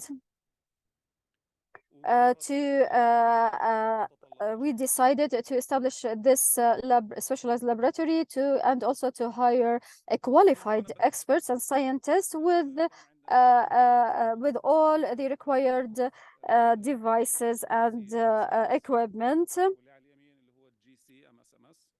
So these two photos are for the contaminants and residues laboratory. We decided to have it in one place in order to cover the whole scope of food analysis. And this photo is for the different instruments and devices that help us to analyze the samples properly.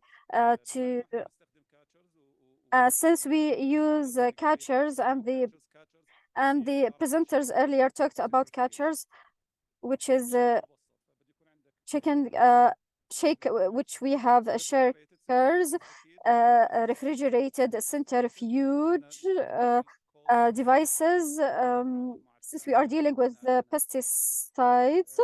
And first, we need to have a wide range of mixers because our work is destructive, and therefore we need to to grind the sample and have it mixed in a marginalized manner. If it's dry, then it needs to be in the form of powder, and if it's moisture, it needs to be homogenized.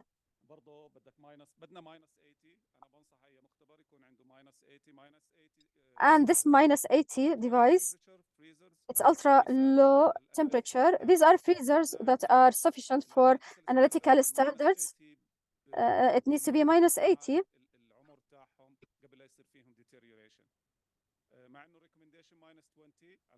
However, the recommendation is -20, but however, for that, -80 is sufficient. As for the water purification system, I advise every laboratory to have one. We use water type A or type 1, which is mass grade, pure. Not in the mobile phase, but also we need it for other things. You need to have your own source of Amman water.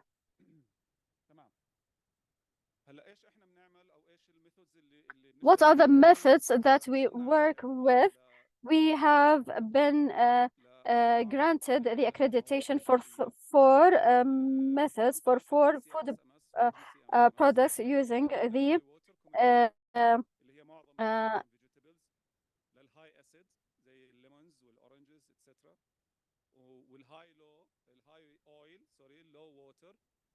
مثل الاويلز وعندنا الهاي ستارش لو we have 6 SOPs covering high water and high acids and high oil low water and the high starch low water, and also we conduct we use other pesticide residues methods for high sugar and high oil, and this is not accredited, but we are in the process.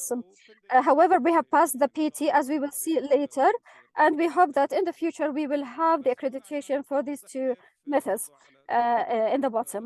Here, I would like to comment what my colleague has said, that each commodity has a special way of treatment or extraction, and at the end of the day, you need to have a special method for this commodity, and this creates a headache because you need to have validation. You need to have a batch method. We have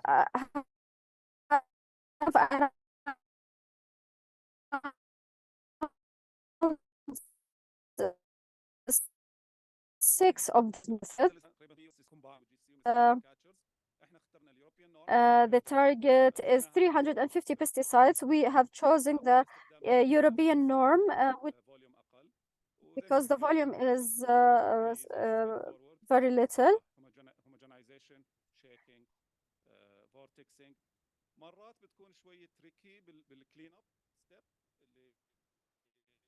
Sometimes it's tricky in the cleanup step. Sometimes so it is tricky when it comes to choosing the cleanup but in the validation you can already identify and do that. This is a new technique that we will be implementing hopefully in the upcoming months, maybe in the upcoming months. It's not a new technique, but rather a new modification or a new setup for the technique. We will to rare and a big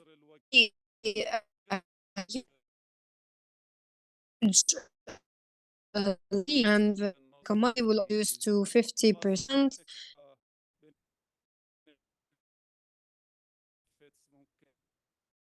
And who's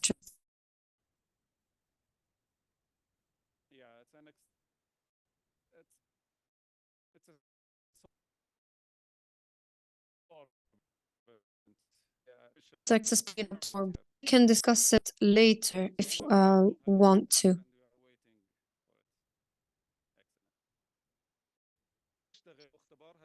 Let me start with to the laboratory, FDA sponsors food.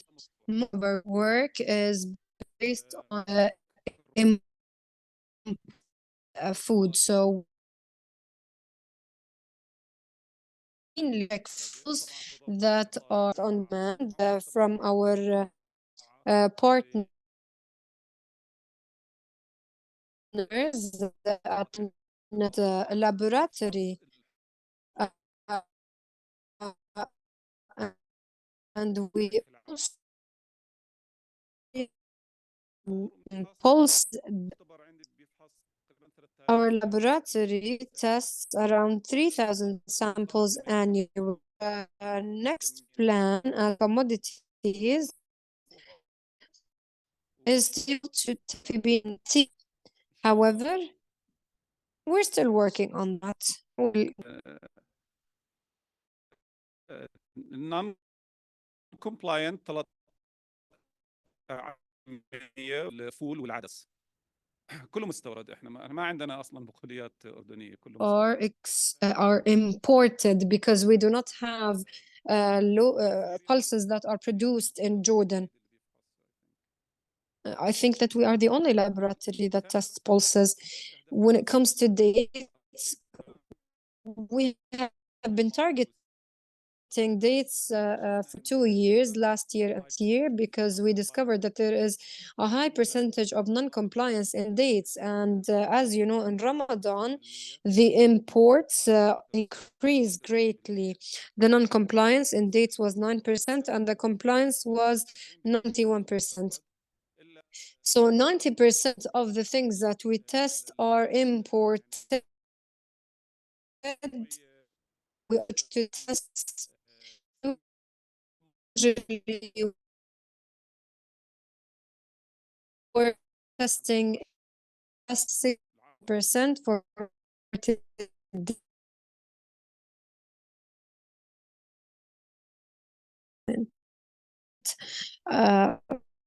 for non-compliance. We are provided with from the FAPAS regarding the pesticides. It covers all the scopes and the methods for fruits and vegetables, cereals, palm oil, and sugar and honey.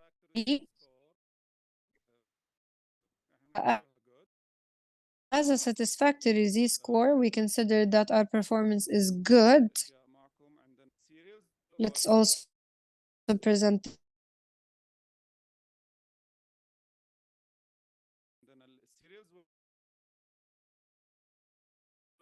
useful to monitor your progress. These are our participations since 2023.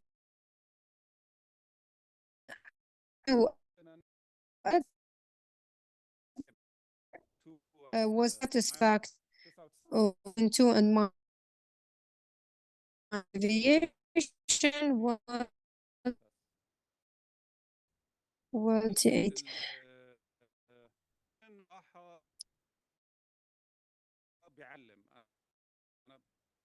Really, because I've learned, shows you what you are doing, like a reassessment of the method that you follow. I urge you and encourage. Annually, we conduct around 4 PTs. When it comes to fruits and vegetables, we also had a satisfactory Z-score of 97%. In honey, it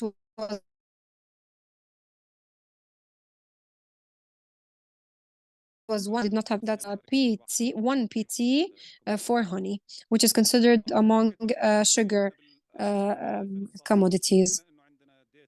In the beginning of 2019, we discovered that we have data that is worth publishing. So we published a research paper on pesticide residues and the surveillance that we have conducted for approximately a year and a half. This is really good because we are generating data and it is a good idea to share it. There's a link provided if you would like to take a look at this research paper. I have finished talking about the pesticides, but I would like to also inform you about some of the things that we do, which are very important and very challenging. We also work on veterinary medicinal products. We have developed a method on the LC-MSMS. We have two methods, multi-class, multi-drug method, and a triphenylmethane dyes, which is mainly in marine aquaculture products. In total, we target about 40 veterinary medicinal residues. Now, residues in food and drugs, the concept between or there are two different types of residues, and you should have specialized monitoring programs where you target specific commodities which are at a higher risk. And some antibiotic targets which are important globally. Every year we have a monitoring program, and as you can see, we usually target chicken meat. It's very important because we consume it a lot.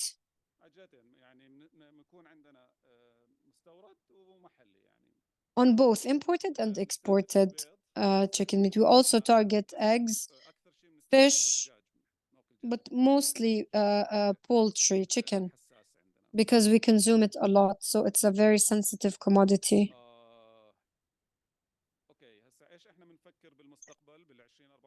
Regarding our future monitoring projects for 2024-2025, we will be targeting glyphosates, which are hyperpolar pesticides.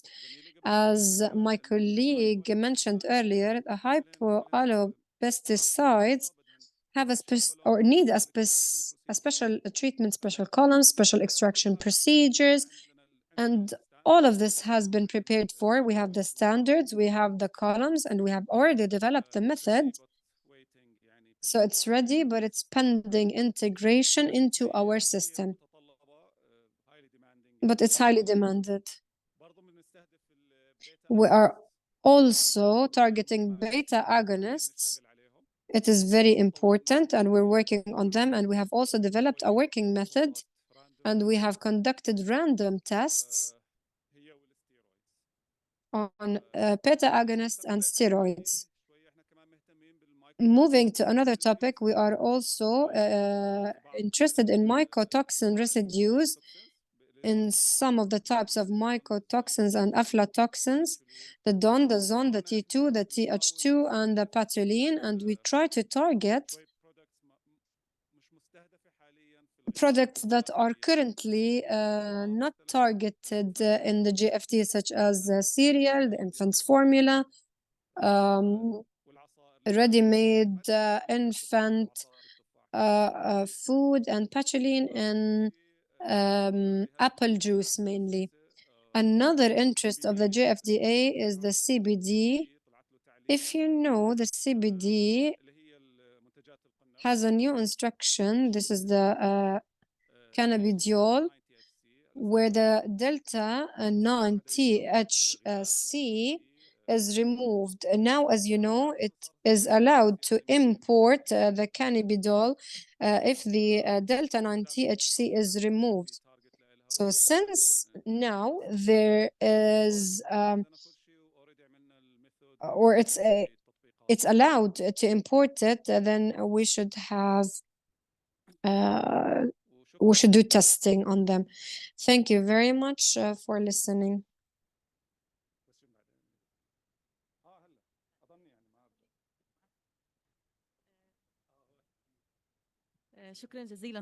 Thank you very much, Dr. Ghaith Gharaib, for your efforts. We are very proud of your work. Mr. Khaled, I would like to kindly ask you to join us. Before we begin, I would like to remind you that tomorrow we will start at 9, and it will be the second day of this symposium. Do you have any questions? This is a Q&A session now. Dr. Hani, please use the microphone. We know you can speak loudly, but we need the interpreters to hear you as well. Thank you very much for the very useful presentations and for the achievements. Dr. Ghaith, I know you as a person, and I know the JFDA. This is tremendous. I want to ask you a question regarding the mixes and the MRL. When we have chocolate that is dipped in dates or dates dipped in chocolate, and they ask us to do a pesticide residue test, how do you calculate the MRL? Sometimes, for example, there's a product in Jordan which is grape leaves, cooked grape leaves that are packed. It has grape leaves, rice, and sometimes meat, in addition to oil and tomatoes and other herbs. So could you please tell us from your experience, how can we calculate the MRL? Thank you for your question. To be honest, such samples I usually reject. I decline because the interpretation of the result will cause headache. However, if you want to go to it scientifically or to look at it scientifically, there are some European directions and guidelines, because you will not have an MRL, you will have a derived MRL. And for composite commodities, you need to take the percentage of the nutrients in this composite food and to see the percentage of each ingredient, and then add the MRL percentages, but it causes a lot of headache. And our specifications do not refer to them. And the problem is that they usually ask us as a competent authority with a legal act, they usually ask us for a decision. So I would really like if this comes in frames of the Jordan metrics and standardization. So if we have the composite commodities defined, I really want to amend the specifications. If you think that this is very important, and it's very important for us to test LNG, which is stuffed grape leaves, we can modify the specifications. Dr. Gouda, maybe we can listen to your opinion as well. First of all, I am very impressed with the work of Dr. Ghaith. I would like to thank you a lot. I have been listening meticulously to your presentation. You have done exceptional efforts. Thank you very much for that. Regarding the question of the MRL, it is truly a huge headache.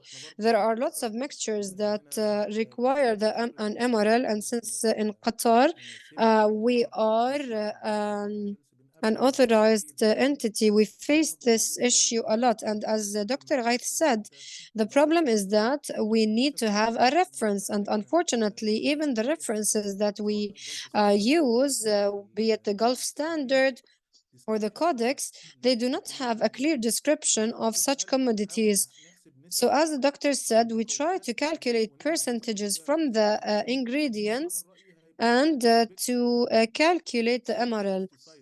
But the expected source of pesticide, for example, those things that are usually sprayed with the pesticide, we can calculate the MRL percentage for them, but it could be very little compared to the others. So we need to conduct a scientific study, or there should be a scientific committee in the Arab world to define how we can deal with such commodities. Thank you.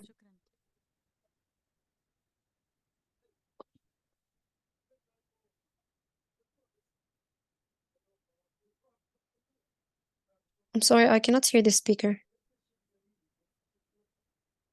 I cannot hear the speaker. They're not using a microphone. I cannot hear the speaker. بالنسبة للأطعمة المصنعة التحدي يكمن في يعني مثلا في الجبنة هنالك تركيز عالي للدهون، وبالتالي علينا أن نتأكد من الجزئية التي نقوم باستخلاصها. وعلينا مثلا في زيت الزيتون هنالك مبيدات،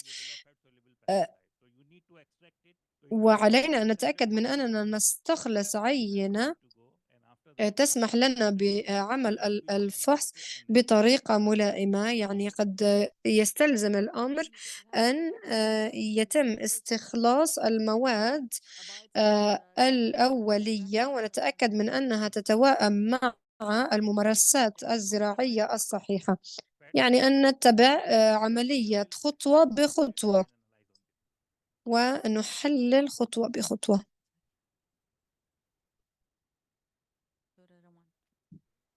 دكتور روان.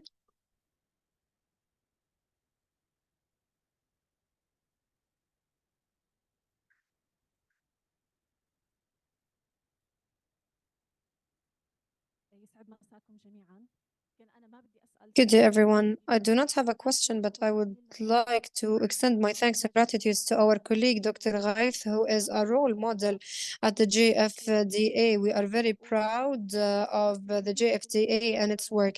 And since I am the director of Laboratories Directorate, I would like to invite all our colleagues from Jordan and from outside Jordan to visit our laboratories. You will be very welcome. Thank you very much. Dr. Khalid. Thank you very much for the interesting presentations which open the doors before the Arab collaboration and to initiate MRL with products that we are suffering with. I have sent a link to Dr. Bouyezbek on the article that we have published. I am a university professor, and annually we organize with the students of Lebanese universities to make an inventory of the exports of the Arab world, specific when it comes to grape leaves. We export the grape leaves as is, and then it is processed in Europe. So we imagine that Codex did not work with grape leaves because it is not something traditional that they use. And there's a long list that we have as well.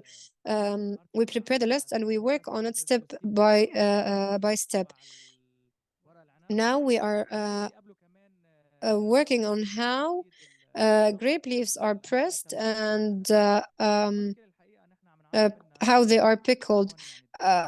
The problem that we face, and it's something that both the doctors mentioned, which is the sample preparation and the methodology used. And regarding the grape leaves, one of the initiatives that we should do as Arabs is to collaborate. The laboratories should collaborate with each other. We can create an Arab laboratories network, or whatever you want to call it, to share results, to share information so that we can achieve our objectives, because we are all in the same boat. If we cannot export grape leaves or packaged grape leaves, we will all be affected negatively. So, and there is one thing that was mentioned by one of the presenters, maybe it was Dr. Ghaith, and I was very surprised with this result. Rice, the result was 0. I don't know where you are importing from, or what an excellent trader this is, because unfortunately the data that we have states that India in specific, and in addition to another country, the chlorpyrifos is present in in several shipments. So I congratulate you. Maybe traders in Jordan are going to the best sources of rice, because we have a prevalence of chlorophyrus, especially in rice. Rice in Jordan, and especially that according to our specification, we follow an American standard.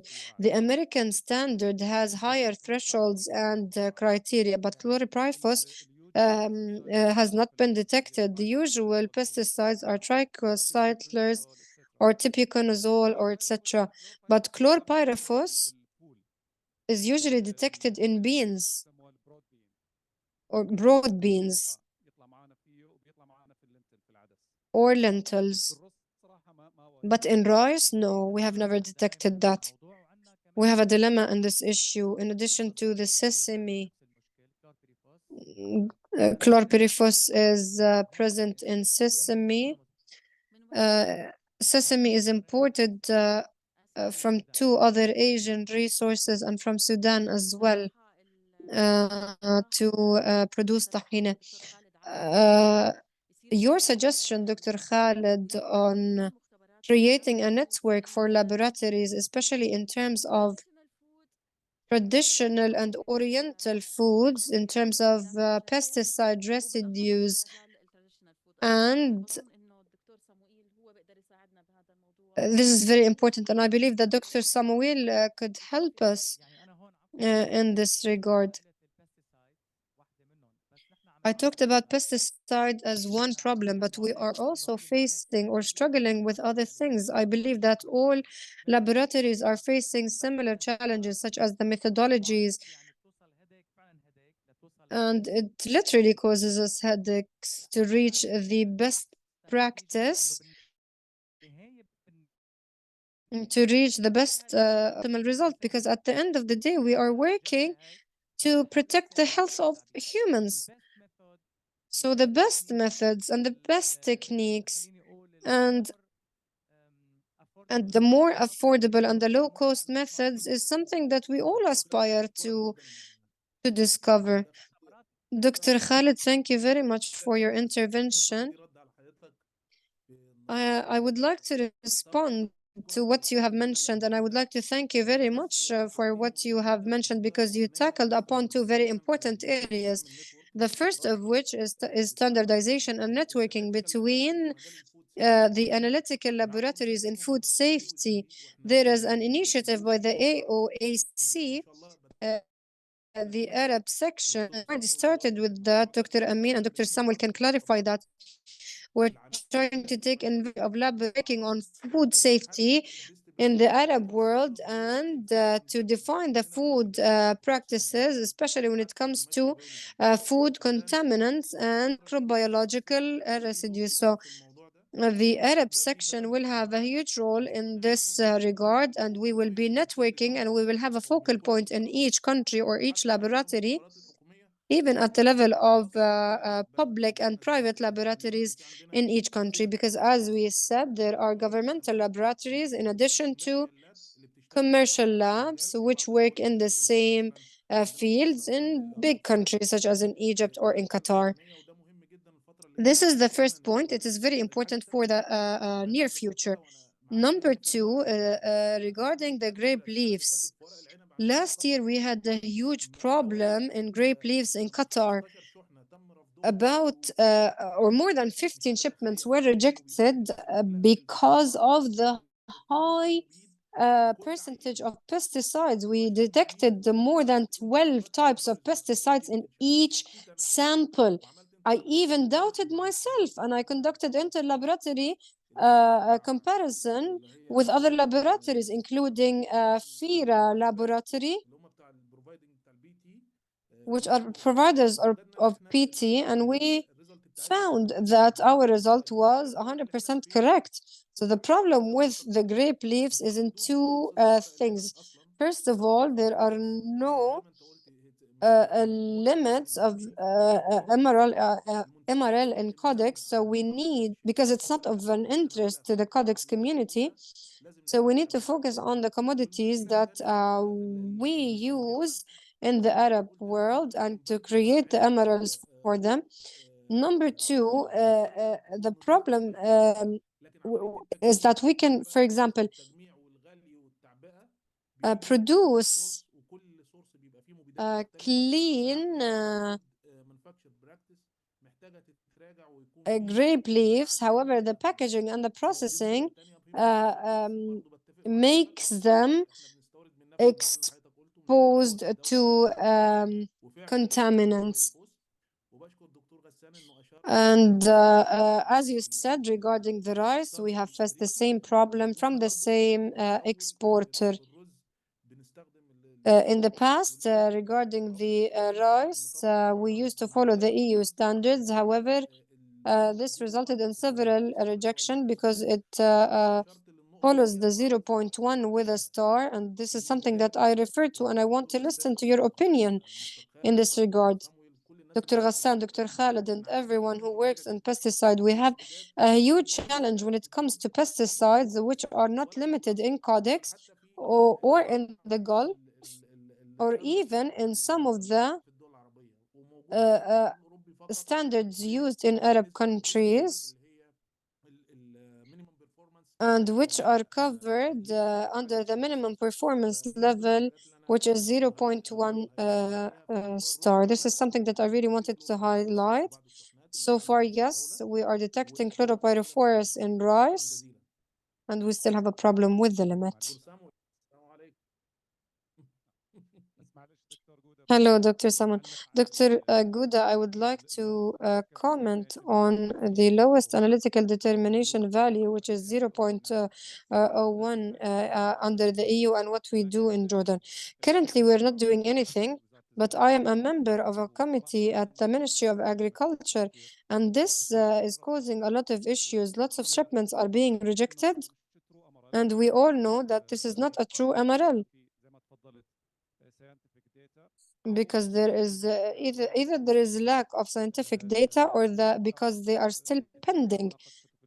There is a proposal now before the committee to create a roadmap on what we do when we receive such commodities with the lowest commodity determination. We need to have a commodity group, and we have a specification in Jordan to follow Codex, PCFR, and the EU regulations respectively. So we need to have an extrapolation. And this is the closest thing that we can do scientifically. And then we follow several steps to reach a final decision. So in case there's nothing you would do, you would go with the Otherwise, we default follow the value. default of However, 0.1. we have to give the methods in order to get rid of this dilemma. I would like to tell you that I would like to congratulate you because as a regulator, you are playing two roles. You represent the JFDA, and also you have a laboratory. So I hope you get what I mean. You have a control laboratory that can work on any method development, and at the same time, you are the authority for the food safety in Jordan. In Jordan, there are two authorities, which is a two-facet issue. In Lebanon, we have public or governmental laboratories and other private laboratories. And also the ministry in Jordan has authority over the whole food chain. So in the Arab region, we need to update the MRL8. If you don't, because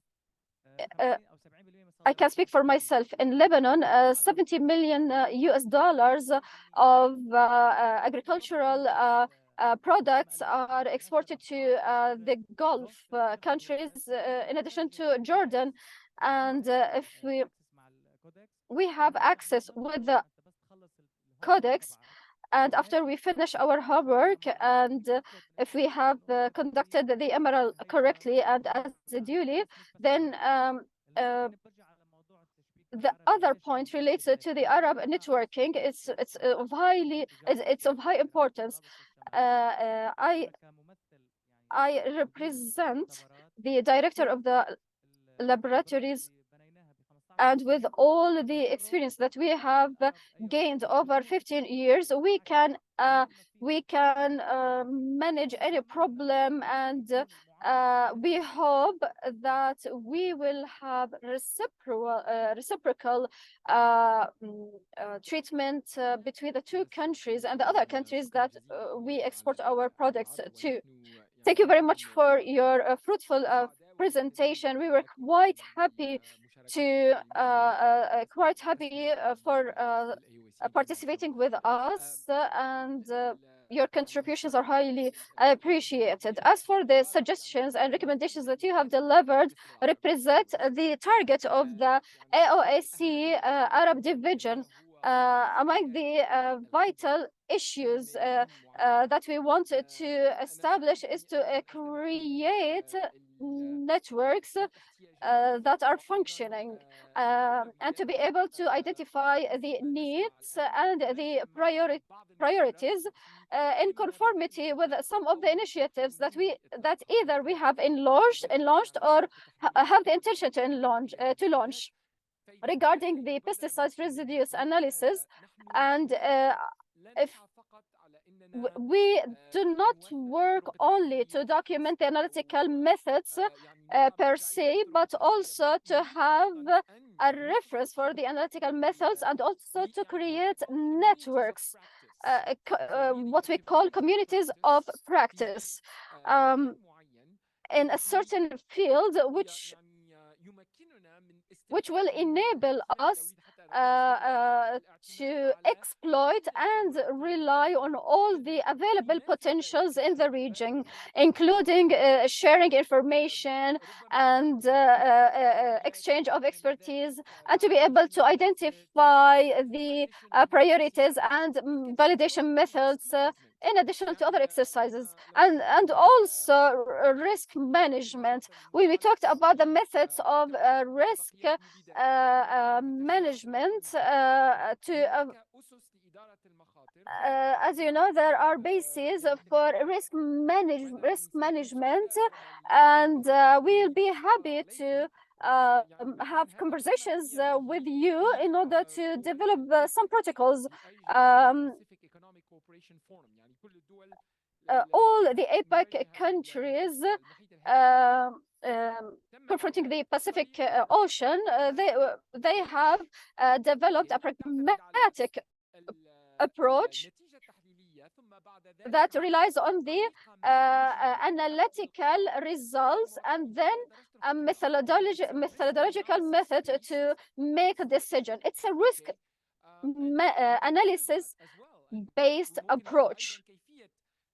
We can also see how to adapt that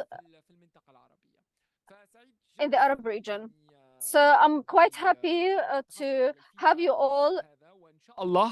And we're quite happy to receive your feedback, and hopefully, God willing, the Arab division of the AOAC, with the leadership of Dr. Amin and with the help of every one of you, to be able to act to these priorities and start the execution phase. Hopefully, in the future, we'll be able to talk about accomplishments and some achievements of the projects in this field, in addition to future projects. Thank you very much for being with us. Thank you, Dr. Samuel. Thank you very much, everybody, for being here with us. Dr. Gouda, Mr. Khalid, and Dr. Ghaith. God willing, we will meet you again tomorrow morning, and have a nice day. Safe drive home. Have a nice day. Bye-bye.